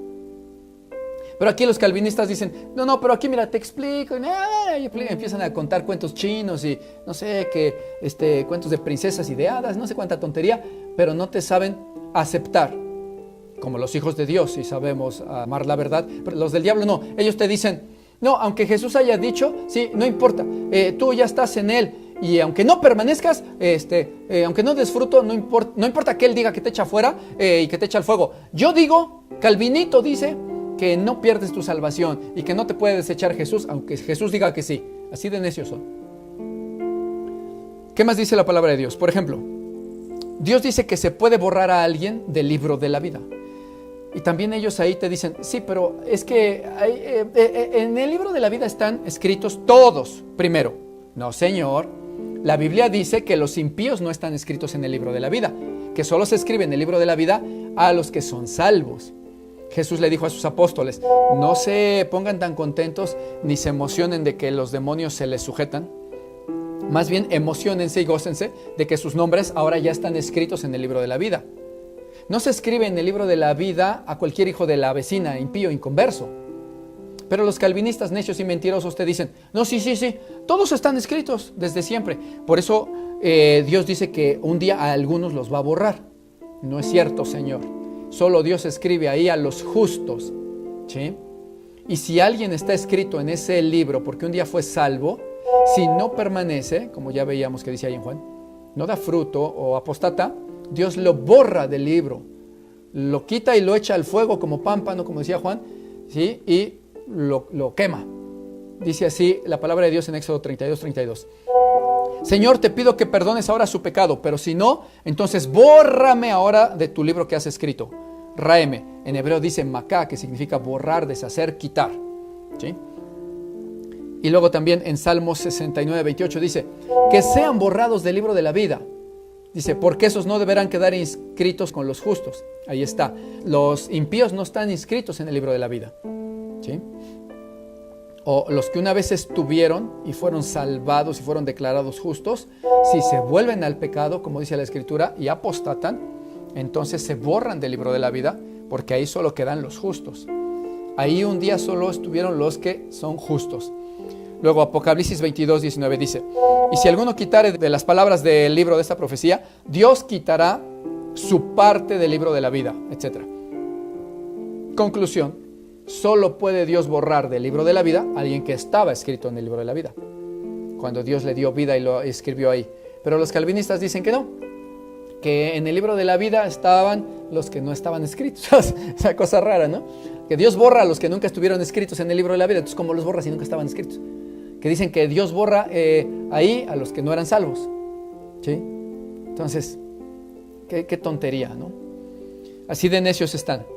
Y bueno, también aparte de esta situación en donde Dios dice que quita a alguien del libro de la vida si apostata, y hay más versículos, pero por tiempo con eso basta ahorita.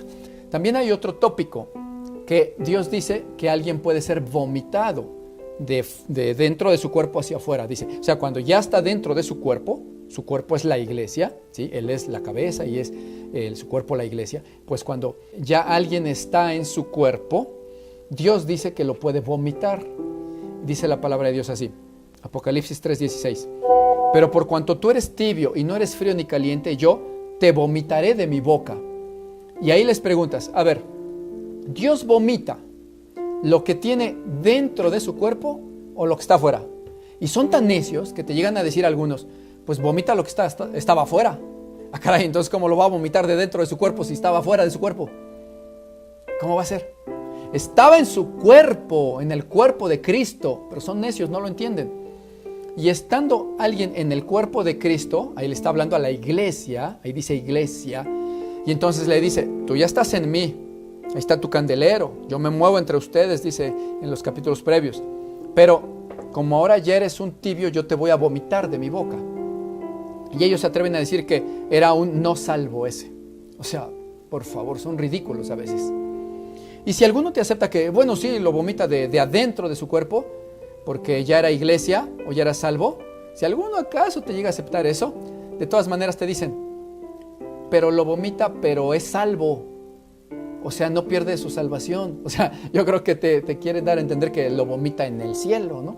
En un área reservada para los santos vomitados, yo supongo, ¿no? O sea, imagínate ahí, lo vomita en el cielo, ahí delante de todos, y ahí, y es salvo, ¿no? Gloria eterna. O sea, puras estupideces. Es la verdad. Y nadie se espante de esta palabra, la dice Pablo ahí en la Biblia, en Gálatas y en otras partes. Lean Biblia por eso, ¿sí? Celando la palabra de Dios, así se dice de las tonterías que predican. Son estupideces, insensateces, ¿sí? Pero bueno, también dice la palabra de Dios en 1 Corintios 15:2. Dice, por lo cual, asimismo, si retienen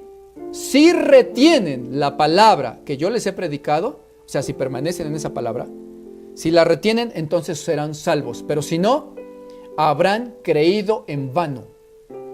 Entonces sí se puede haber creído y entregado a Jesús en vano, por no retener después la palabra de Dios. Entonces no le sirvió después y no permanece, es echado fuera. También dice Pablo en 1 Corintios 9:27, sino que golpeó mi cuerpo y lo pongo en servidumbre, o sea, en servicio, o sea, para no ser un siervo inútil, como decía en Juan, no sea que, habiendo sido yo anunciante para otros, evangelista, heraldo, yo mismo después vaya a ser eliminado.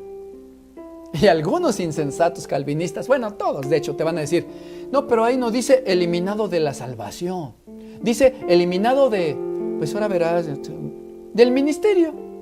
¿Sí? O sea, Dios a un necio que no persevera y que se vuelve al pecado y que no pone su cuerpo en servicio y en obediencia a la justicia y que está en pecado, dicen ellos, Dios nomás le quita el ministerio, pero lo salva. Fíjate, así de insensatos son.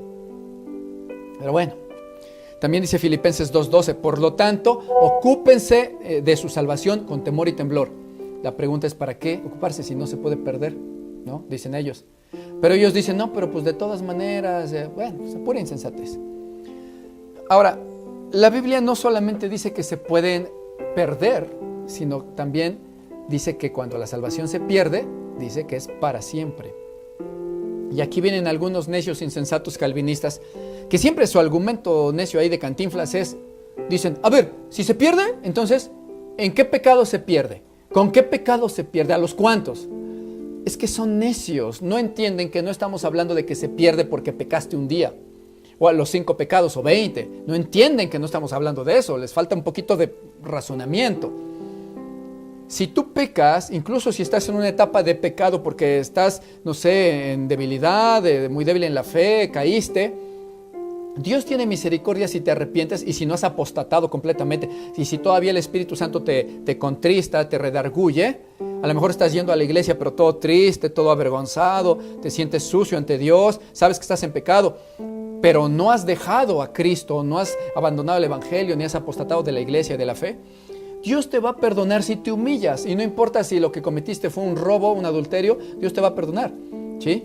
Pero estos necios no entienden eso. Dicen, ay, a ver, a los cuántos pecados se pierde. O sea, no estamos hablando de que se pierde por pecar, se pierde por apostatar, así de fácil, por apostatar y por no dar buen fruto y ser tibio. Ahí Dios los vomita.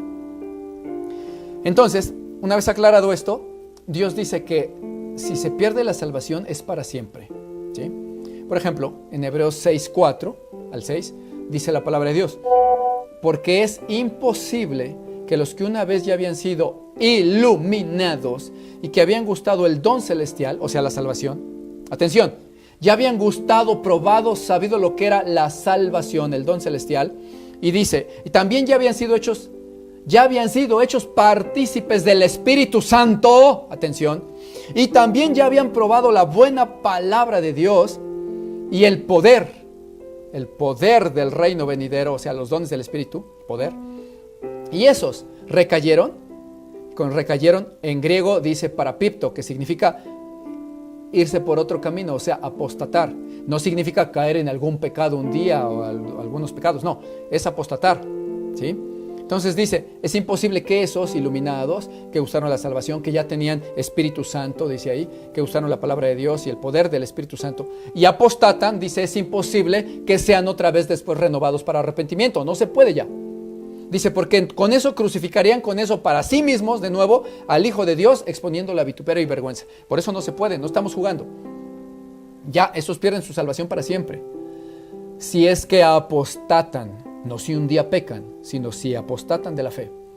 Y esto mismo también nos lo dice el verso que decíamos hace un rato de Hebreos 10, 26 al 29, que dice, porque si pecaremos voluntariamente, o sea, no se refiere a cometer un pecado voluntariamente, pues todos los pecados casi son voluntarios, sino que se refiere ahí a que si nos volviéramos al pecado ya de plano voluntariamente, ¿sí? El contexto previo nos lo aclara, léanlo y verán, ¿sí? Está hablando de que no debemos volvernos atrás al pecado, a otro camino apostatando. Entonces dice, si nos volviéramos al pecado voluntariamente, después de ya haber recibido el conocimiento de la verdad, ya no nos queda entonces más sacrificio por los pecados después, sino, ¿qué dice ahí? Sino solo nos queda una horrible espera de juicio y de hervor de fuego que ha de devorar a los adversarios, a los que apostatan. Y explica y dice, porque el que violaba antes la ley de Moisés, solo por testimonio de 2 o 3 testigos tenía que morir irremediablemente. Pues ahora, ¿cuánto mayor castigo piensas que se merece ahora el que pisotea, ya no a Moisés, sino al Hijo de Dios, y que tuviere por inmunda, atención con esta frase, que tuviera por inmunda la sangre del pacto en la cual fue santificado, o sea, ya había sido santificado. Y dice, y que le hiciera además afrenta u ofensa, entiéndase, o blasfemia, afrenta al Espíritu Santo de la gracia. Ahí está diciendo claramente que esos ya habían sido santificados, o sea, eran salvos, eran santificados por la sangre del pacto. Y dice también que le hacen afrenta al Espíritu de gracia. ¿Cuál? Pues el que habían recibido cuando fueron santificados. Dice, esos, si se van al pecado voluntariamente y apostatan ya no les queda más sacrificio por los pecados, solo les queda fuego. Como también lo decía Hebreos 6, 4 que leímos. Ya es imposible que haya otra vez renovación para arrepentimiento para esos que apostatan. Perdieron su salvación, porque crucifican de nuevo a Jesús. Ya apostatan, se van, ya no se congregan, se van de la iglesia, se van de Cristo, se van al mundo y apostatan, no se puede. Perdieron su salvación. Pero aquí no se preocupe la mayoría que anda en esto de que, ay, me fui al mundo, regresé, luego me fui. No, no, no. Esos nunca fueron salvos realmente. Ahí sí se ve desde el principio, ¿sí? Desde el principio, a diferencia de como dicen los calvinistas, aquí sí desde el principio se vio que la mayoría que andan con que me voy al mundo, me voy, me regreso, y etcétera, esos desde el principio se ve claramente que nunca fueron salvos por sus frutos, se ve. O sea, repitieron un rezo antibíblico de, ay, te acepto Jesús, dicen ellos, y ya, creen que son cristianos. No es cierto, ¿sí? Y luego medio se congregaron, medio no, ni leían la Biblia, andaban todavía en sus borracheras, en sus vicios, groserías, y se sentían cristianitos. No, ahí sí es evidente que nunca fueron salvos. Esos no es que ya perdieron su salvación porque se fueron al mundo, regresaron, se fueron, regresaron. No, esos no se preocupen, ¿sí? Esos de por sí eran unos religiosos inconversos que se sentían cristianitos, pero no lo eran.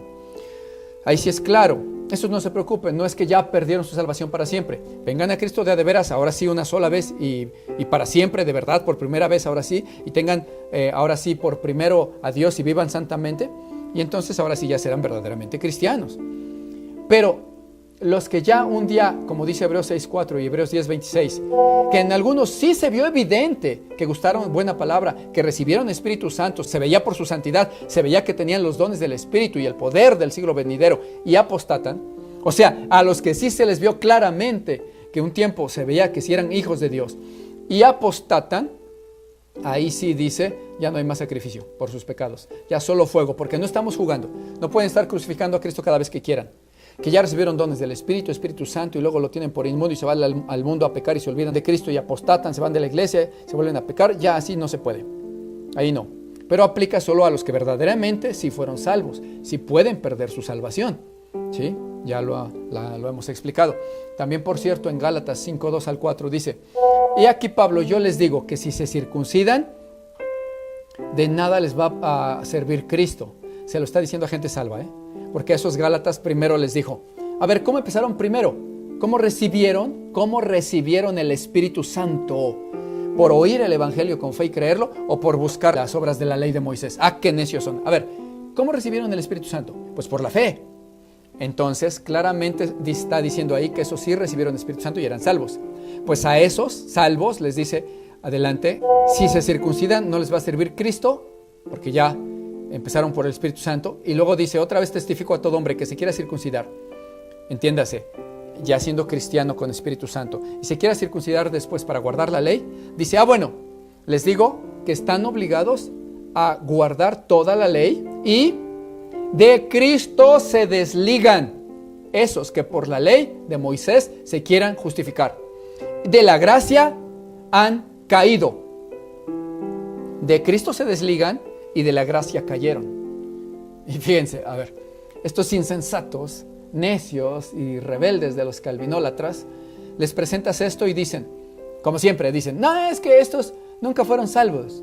Ah, caray, ¿cómo es que estaban ligados a Cristo? ¿Y cómo es que Pablo dice ahí, ustedes ya habían recibido el Espíritu Santo?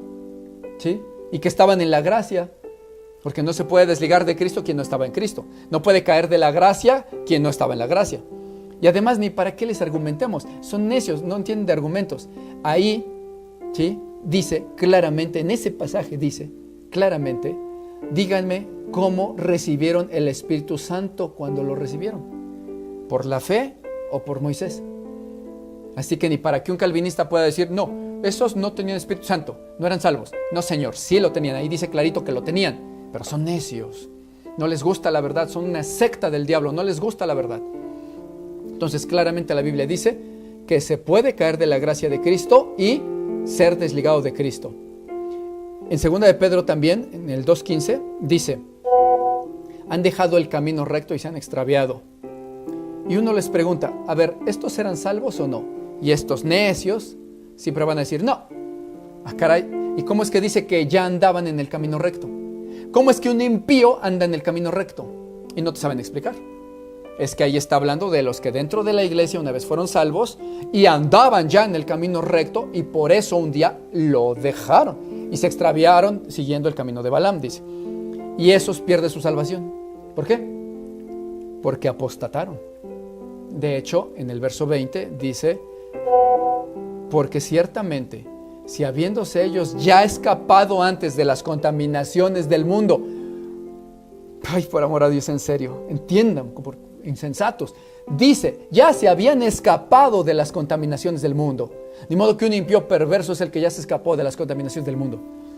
Y además se explica ahí por qué se escaparon. Dice, habiéndose ya escapado de las contaminaciones del mundo, por ya haber conocido al Señor y Salvador Jesucristo, por conocerlo. Y estos necios siguen diciendo que esos no eran salvos, que eran inconversos, que no conocían al Señor Jesucristo porque conocerlo significa que, oyeron que había un Jesús, o sea, esas tonterías. Y que escaparon de las contaminaciones del mundo significa, dicen ellos, que es que no eran tan malos, pero eran inconversos. O sea, pura tontería. Y ahí está hablando claramente de personas que andaban ya en Cristo y andaban en el camino recto y luego apostataron. Y dice entonces, si habiendo escapado de las contaminaciones del mundo por ya haber conocido al Señor Jesucristo y se vuelven a enredar otra vez en ellas, en esas contaminaciones, y son vencidos, o sea, apostatan, dice, su postrer o último estado viene a ser peor que el primero, porque mejor les hubiera sido nunca haber conocido el camino de la justicia. O sea, por favor, ¿a quién le está hablando? A los que ya conocían y andaban en el camino de la justicia. Pues mejor les hubiera sido nunca haberlo conocido, que después de haberlo conocido, apostatar, volverse atrás del santo mandamiento que les fue dado. Les aconteció lo del proverbio, el perro vuelve a su vómito y la puerca lavada a revolcarse en el lodo. Claramente la Biblia está diciendo que todos estos que estamos citando eran salvos, pero el necio calvinista dice, no eran salvos. ¿Por qué? Porque quieren decir a fuerza que no eran salvos, porque se han vuelto tan necios, que si ellos aceptan que todos estos son salvos, que dice ahí, tenían Espíritu Santo, gustaron del celestial, andaban en el camino recto, conocieron al Señor y Salvador Jesucristo. Si aceptan esa verdad obvia, tendrán que aceptar el versículo que le sigue, donde dice, no hay más salvación para ellos, si apostatan, pierden su salvación. Entonces lo que les queda es decir, pues no, es que no eran salvos, nunca fueron salvos, porque la salvación no se puede perder, así de necios son. Pero bueno, con palabra de Dios estamos viendo que claramente dice la Escritura que personas salvas pueden apostatar y pierden su salvación. Y hay muchos más argumentos que por tiempo ya no podemos dar, pero así de sencillo y fácil, la Biblia dice claramente sí se puede perder la salvación. Así que ese famoso punto de la letra P de la perseverancia de los santos, de que nunca perderán su salvación, es una mentira del diablo. Eso lo que hace es pura gente tibia, pura gente apóstata, ¿sí? Que no le importa apostatar porque se cree predestinada y se los están llevando al infierno. Por eso llamamos eso, es una doctrina del diablo, doctrina de demonios, ¿sí? Esas personas no son salvos, los que profesan el calvinismo. Hay algunos pastores que a estos les consideran y le dicen, les llamaré mis hermanos en Cristo. No, señor, la Biblia dice que si alguien enseña o vive, por cierto, un evangelio diferente al que han recibido, es un maldito, o sea, un anatema. Y en Romanos 10:9 en adelante dice que para haber creído que Jesucristo es mi Señor y estar en la verdad del verdadero evangelio y confesarlo como tu Señor con tu boca, dice, primero debiste haber oído el verdadero evangelio, ¿sí? Dicen los versículos posteriores. Y dice, para haberlo oído, se te debió haber predicado por un verdadero Hijo de Dios con la verdadera doctrina, enviado por Dios con doctrina verdadera, no con doctrina chueca. Entonces, no, Señor, no son hermanitos, no son hijos de Dios. A menos que Dios se equivoque y todo el que siga una doctrina chueca diferente al evangelio que hemos recibido, sea bendito y no anatema y maldito, como dice él. Es que unos quieren ser románticos y también violar la palabra de Dios, llamando hermanos a los que son hijos de Satanás, que niegan con doctrinas de demonios toda la palabra de Dios y la sana doctrina. No es así, discúlpenme. Y no es que yo los odie o que la traigo contra ellos, no. Pero al necio se le llama necio y punto. Al rebelde se le llama rebelde. El apóstol Pablo dijo cosas tales como, a esos tales hay que taparles la boca porque trastornan casas enteras enseñando lo que no es santo. Y no por eso Pablo es que no tenía amor o que los odiaba, no. Simplemente se dicen las cosas como son, ¿sí? Entonces es celo a Dios. Ojalá que esos que están ahí oyendo se arrepientan, que todo este argumento les caiga en la cabecita y digan, ay, de veras estoy siendo un necio, un rebelde, un tonto. Y te digo rebelde y tonto para que te caiga aquí en la cabecita la monedita y te haga clic y digas, es verdad, no puedo negar esto. Y llegues a Cristo. Y yo te sigo amando. Ahorita ya te amo, aunque estás bien extraviado, yo te amo, ¿sí? Y te amaré cuando seas hijo de Dios también. Pero aunque te amo ahorita, no voy a permitir que con tus necedades andes torciendo a otros para llevártelos junto contigo al infierno. Eso no lo voy a permitir. porque no sería amor a los otros que estás perdiendo. No voy a amar más al que está de impío y de necio que al justo que busca la verdad. No, discúlpenme. Entonces, no se confundan. No es que los odio, pero simplemente no son hermanos, así de fácil, ¿sí? Las verdades se dicen como son. Y bueno, conclusión. Claramente la Biblia muestra que el calvinismo contradice toda enseñanza bíblica en todos y cada uno de sus puntos del tulip. La Biblia afirma que el hombre sí tiene libre albedrío, que la salvación sí Dios la trajo para todos, disponible para todos los que quieran, que la obra de Cristo es para toda la humanidad, que el hombre sí puede resistir la gracia de Dios, que el hombre sí tiene libre albedrío, ¿sí?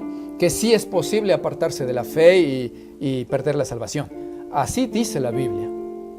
Y así entonces terminamos con los argumentos más importantes, que son los bíblicos, ¿sí? En doctrina, para corroborar, demostrando con Biblia que están bien torcidos los argumentos de los calvinistas. Están perfectamente mal.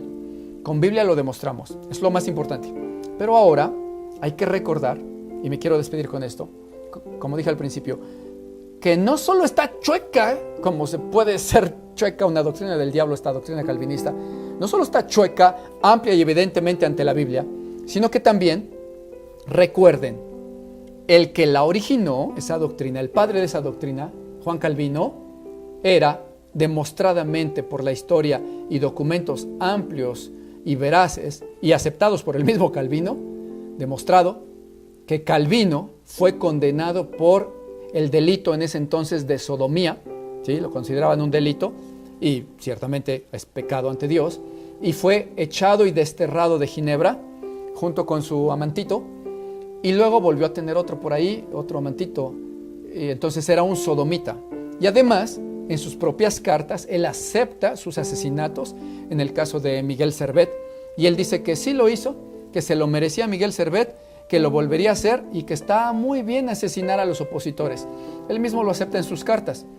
Entonces, el que tenga sentido común no solamente va a entender que la doctrina bíblica que ya explicamos contradice completamente y refuta al calvinismo, sino que también, aparte de eso, el que tenga sentido común dirá: yo no puedo estar siguiendo la doctrina de un hijo de Satanás, inconverso, sodomita, declarado culpable, expulsado de Ginebra, y donde él asesinó a Miguel Servet, tuvo el poder para asesinarlo y lo hizo, y luego avaló su acto en sus propias cartas, lo confirma muchas veces y dice que está muy bien asesinar. Yo no puedo seguir entonces la doctrina de un hijo de Satanás, asesino y sodomita. No puedo pensar que de ahí surgió una doctrina de Dios. Pero los idólatras, calvinólatras, nunca quieren ver esto. Son como los adventistas. Siguen a su diosa Elena G. de White porque pues les dicen que es profeta y pues se van con eso. Pero es porque no aman a Dios. Así que si tú estás en eso, entiende por favor, te conviene. Es tu alma la que está en juego, no la mía. Entiende por favor. Es incontrovertible e irrefutable todo esto, está demostrado. Entonces ya dijimos lo más importante. Ahora los dejo. El que quiera seguir oyendo estos minutitos, 5 minutitos más, sobre los documentos que hablan sobre cómo Miguel Servet fue asesinado por Juan Calvino y cómo Juan Calvino se excusaba y se glorificaba diciendo que estuvo bien hecho, y lo de sus amantes hombres, ¿vale? Escuchen. De acuerdo a una biografía de Juan Calvino de 1577 que escribió Jérôme Bolsec, dice ahí que siendo Calvino un joven había sido condenado en Noyon por el delito de sodomía, o sea, el delito de homosexualidad. En ese tiempo se penaba con la hoguera, en 1577. Dice, sin embargo, la sentencia le fue conmutada por la de hierro candente, por lo que habría portado una marca de flor de lis durante toda su vida. Luego dice, de acuerdo con Bolsec, años después, Calvino tendría también en Ginebra a su Adonis, a su nene, a su amor, el cual lo habría abandonado después de robarle. Dice, el asunto de la homosexualidad de Calvino sería recordado después y, dice, persistiría durante siglos y es recordada por todos sus seguidores. Pero no solo era eso, también era un asesino. Les doy contexto histórico. Dice, bueno, ustedes no han oído hablar seguramente de este tal Miguel Servet, ¿verdad? Y bueno, pues les platico, ¿no? ¿Quién era Miguel Servet? Miguel Servet era un teólogo, también del siglo XVI, era médico, científico, que era español, y era muy conocido por sus ideas antitrinitarias. O sea que también estaba errado en lo que decía. Aunque no vamos a hablar de si estaba bien o mal. Solo es importante ver que rechazaba la Trinidad, porque por eso fue que hizo enemistad con Calvino, o Calvino con él. En sus escritos, Servet, específicamente en su obra Christianismi Restitutio, que es la restitución del cristianismo, ahí muestra que estas obras lo pusieron en conflicto con los reformados protestantes, especialmente con Calvino. ¿Cómo empieza el conflicto con Calvino? Bueno, número 2. Dice, inciso A, había desacuerdos teológicos, como ya dijimos.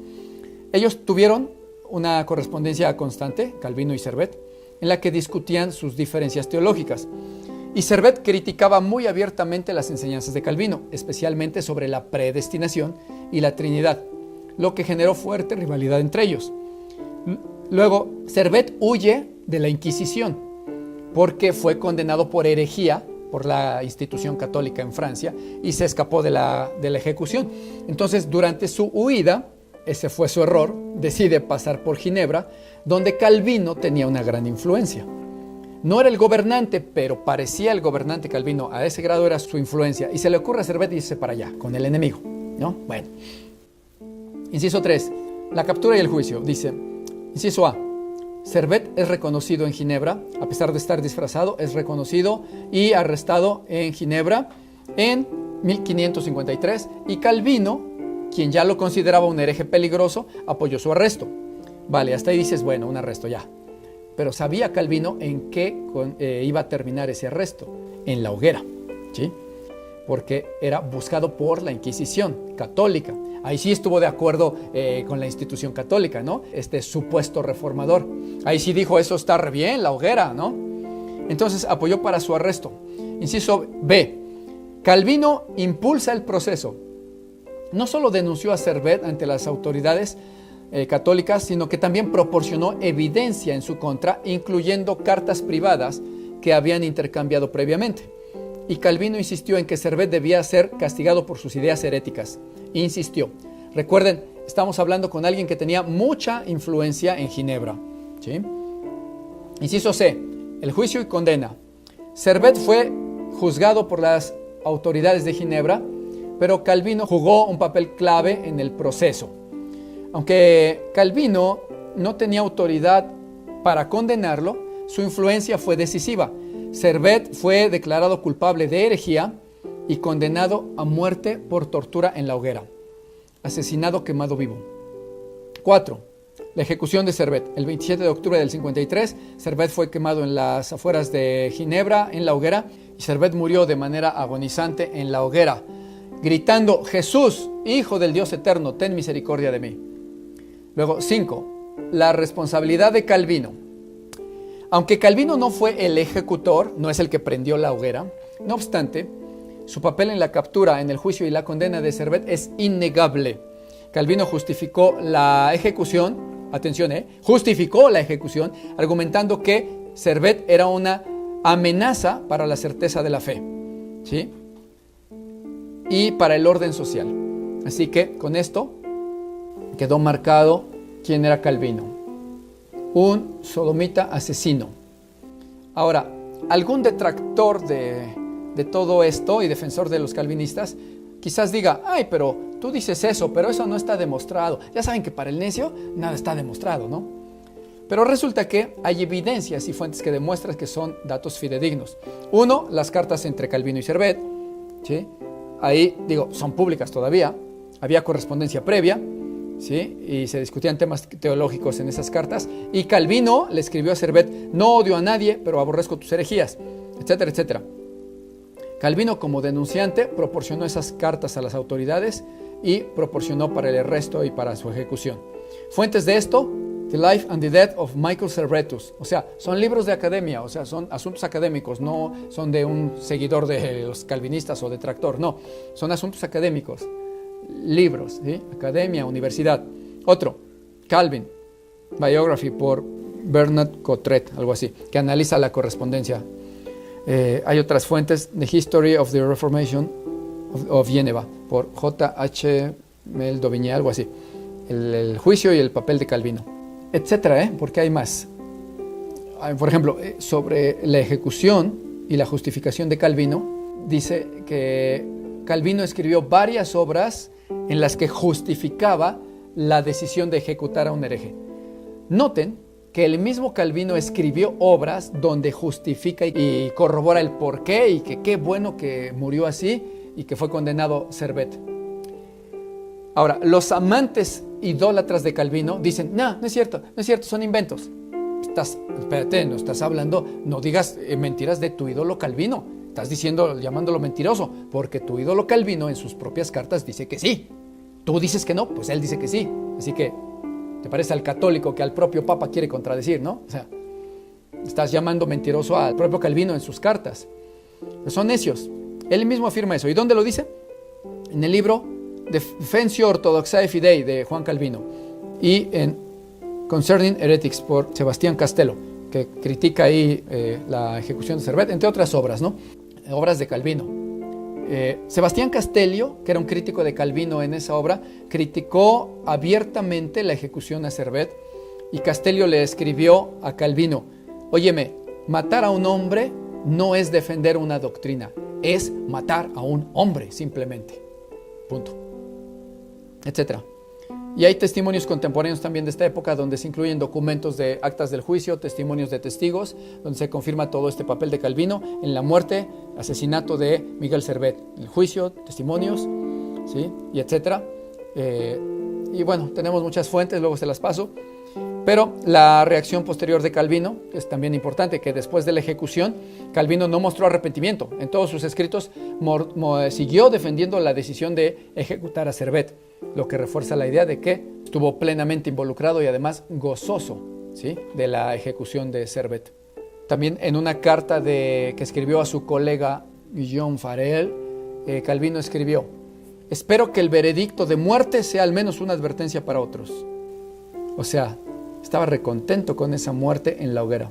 Fuente, Cartas de Calvino, compilación de su correspondencia.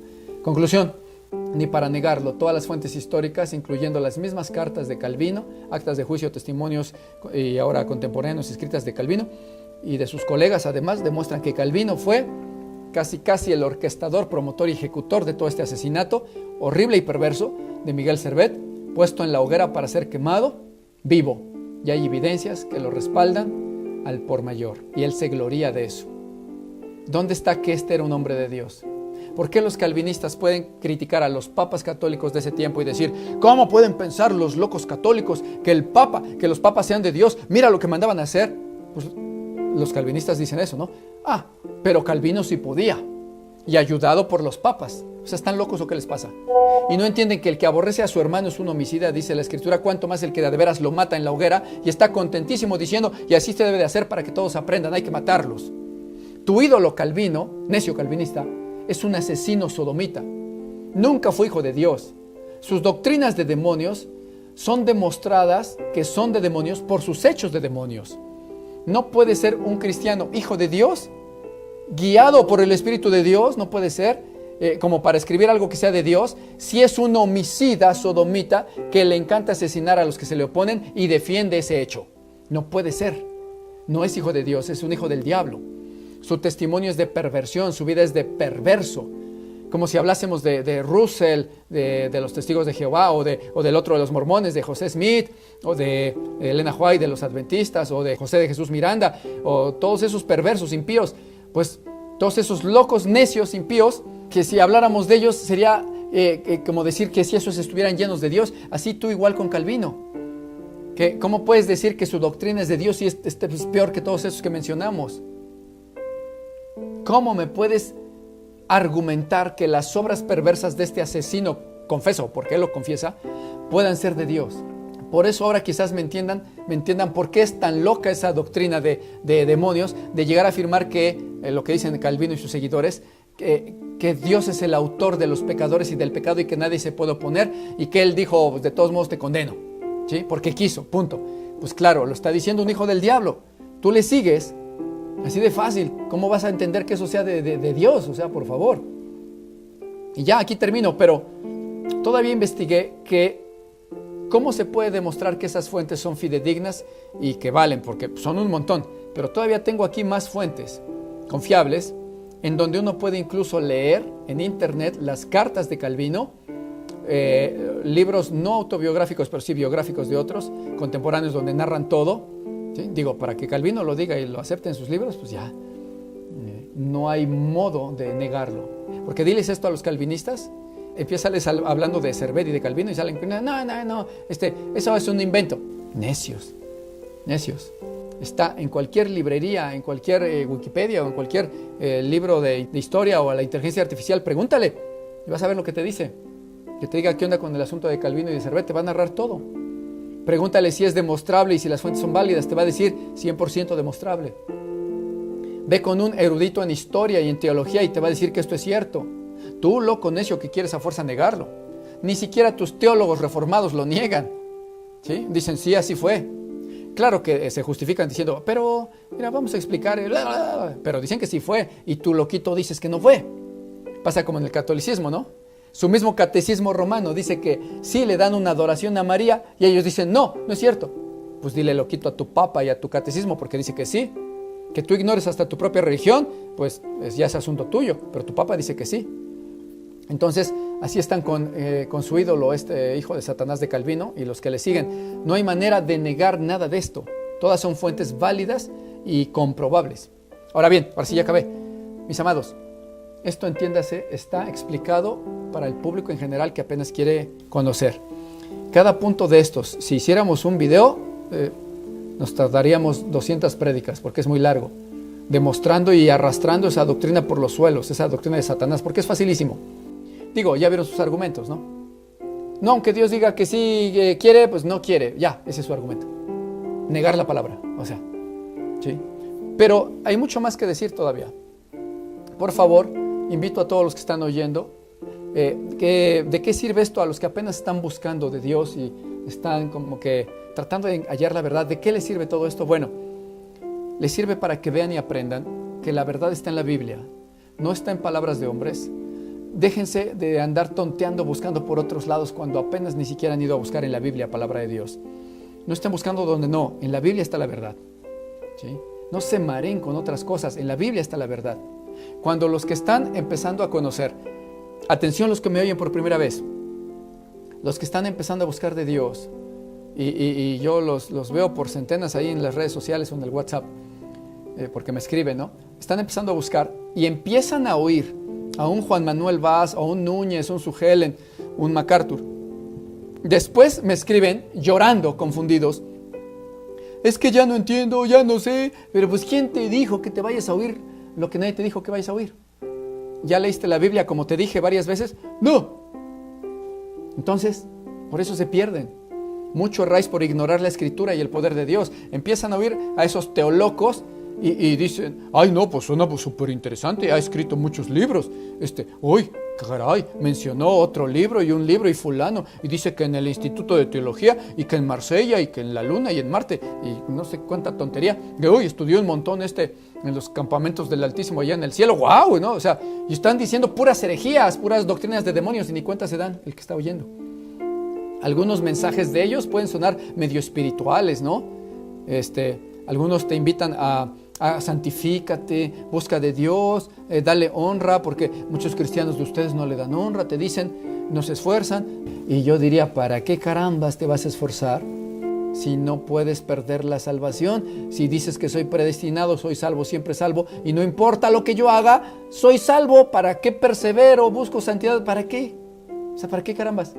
Si no depende de mí. Ah, no, pero ahora que ya eres cristiano, ya depende de ti. Ah, entonces ¿sí es por obras? O sea, no concuerdan nada de su doctrina. No anden escuchando tonterías. ¿Se acuerdan el versículo que leímos en la prédica pasada también? Las malas conversaciones corrompen las buenas costumbres. Si ven el contexto, no está hablando de no te juntes con esos amiguitos, no, aunque aplica también. Está hablando realmente de que ahí los corintios empiezan a buscar y a oír a cuanto loco y tonto se encuentran, que ya les dijo, Pablo ni es apóstol, Pablo ni es cristiano. ¿A poco? ¿En serio? Y ahí van, ¿sí? Ahí andan como tontines escuchando a quien no deben. Y Pablo se está refiriendo en ese versículo a que el estar oyendo lo que no tienes que oír, en lugar de palabra de Dios, dice, eso te va a corromper en tu doctrina. en tus sanas costumbres bíblicas, en tu espíritu, te va a corromper. Y luego, mis hermanos, es más difícil desenseñarles o que desaprendan la tontería que fueron a aprender, que enseñarles desde abajo limpiamente, porque ya vienen corrompidos, ¿sí? Ya llegan con que, pero es que ya no entiendo, es que él dice y el de allá dice y ya me confundí. Caramba, ¿quién te dijo que fueras ahí a confundirte? Y a mí me cuesta luego desenseñarles, luego ya les digo, pues ya, luego vemos, arréglate, ¿por qué? Pues te estoy diciendo que te vayas a leer Biblia en lugar de oír tonterías y ahí vas de necio. Después ya te haces pelotas, ya no sabes, pues culpa tuya, por favor. Se les dice qué hay que hacer y desatienden, ¿sí? Luego ya como les hace uno entender 3 horas de doctrina para desaprender la tontería que les enseñaron. No, que mira, el sábado no se guarda, te vuelvo a explicar. Ay, no. 3 horas explicar otra vez de la ley de Moisés. No, ya no, porque ya le confundió un judaizante nomás. No, sean sensatos, por favor. Esa doctrina es una de varias dentro del cristianismo evangélico, o dirían protestante. Es una de varias donde son doctrinas de demonios. La gente no lo discierne y les parece de Dios. No vayas a caer ahí, ¿sí? No, muchos que se van de iglesia de sana doctrina, donde sí se les habla bien palabra de Dios, donde sí se les da alimento espiritual verdadero, etcétera, etcétera, se van y dicen, es que yo me fui a otra iglesia, pero era sana. ¿Ah, sí? ¿Sana? Oye, ¿ya preguntaste ahí si piensan que la salvación se pierde? No, no he preguntado. Ah, pero es sana, ¿verdad? Entonces, ¿cómo sabes que es sana? Bueno, espérame, deja checo. Ahí van, al rato regresan. Ya pregunté. Sí, dicen que la salvación no se pierde nunca. Pero decías que era sana, ¿no? Dices que caíste en una iglesia sana, ¿sí? Y era calvinista. ¿Y qué dicen los calvinistas? La que dicen todos estos puntos. Y dicen que eso es sano. Ya me congrego en otro lado, pero es sano. Y no saben ni la tontería que están siguiendo. Porque claro, los que apostatan de la sana doctrina y se van de una iglesia sana, Dios los entrega a que caigan en lo que ni cuenta se dan. No endurezcan sus corazones, por favor. Atiendan la sana doctrina, la palabra de Dios. La sana doctrina la van a entender bien si leen Biblia, y le creen y le obedecen. Entonces ahí, si le creen a Dios y obedecen la sana doctrina, aunque un día llegasen a tropezar y alguien los llegase a engañar, no va a ser al final posible que se engañen para siempre, ¿sí? La Escritura dice, engañaría si fuera posible aún a los escogidos, pero no es posible. Quizás te engañan de momento, ¿sí? Te fuiste con la finta, te engañaron un día o 2 meses, pero después Dios te hace ver, porque Dios no abandona a sus hijos. Te dice Dios, mira, no hijo, yo te conozco, tú me amas, mira, ven, te está engañando, mira, y te hace ver. Pero no te va a poder engañar eternamente un engañador calvinista si tú abres tu corazón a la sana doctrina. Solo por momentos, pero busca la verdad. Dijo Jesús, permanezcan en mi amor, permanezcan en la verdad. Si ustedes guardan mi palabra, permanecerán en la verdad. Y por eso dijo también, y conoceréis la verdad, y la verdad os hará libres.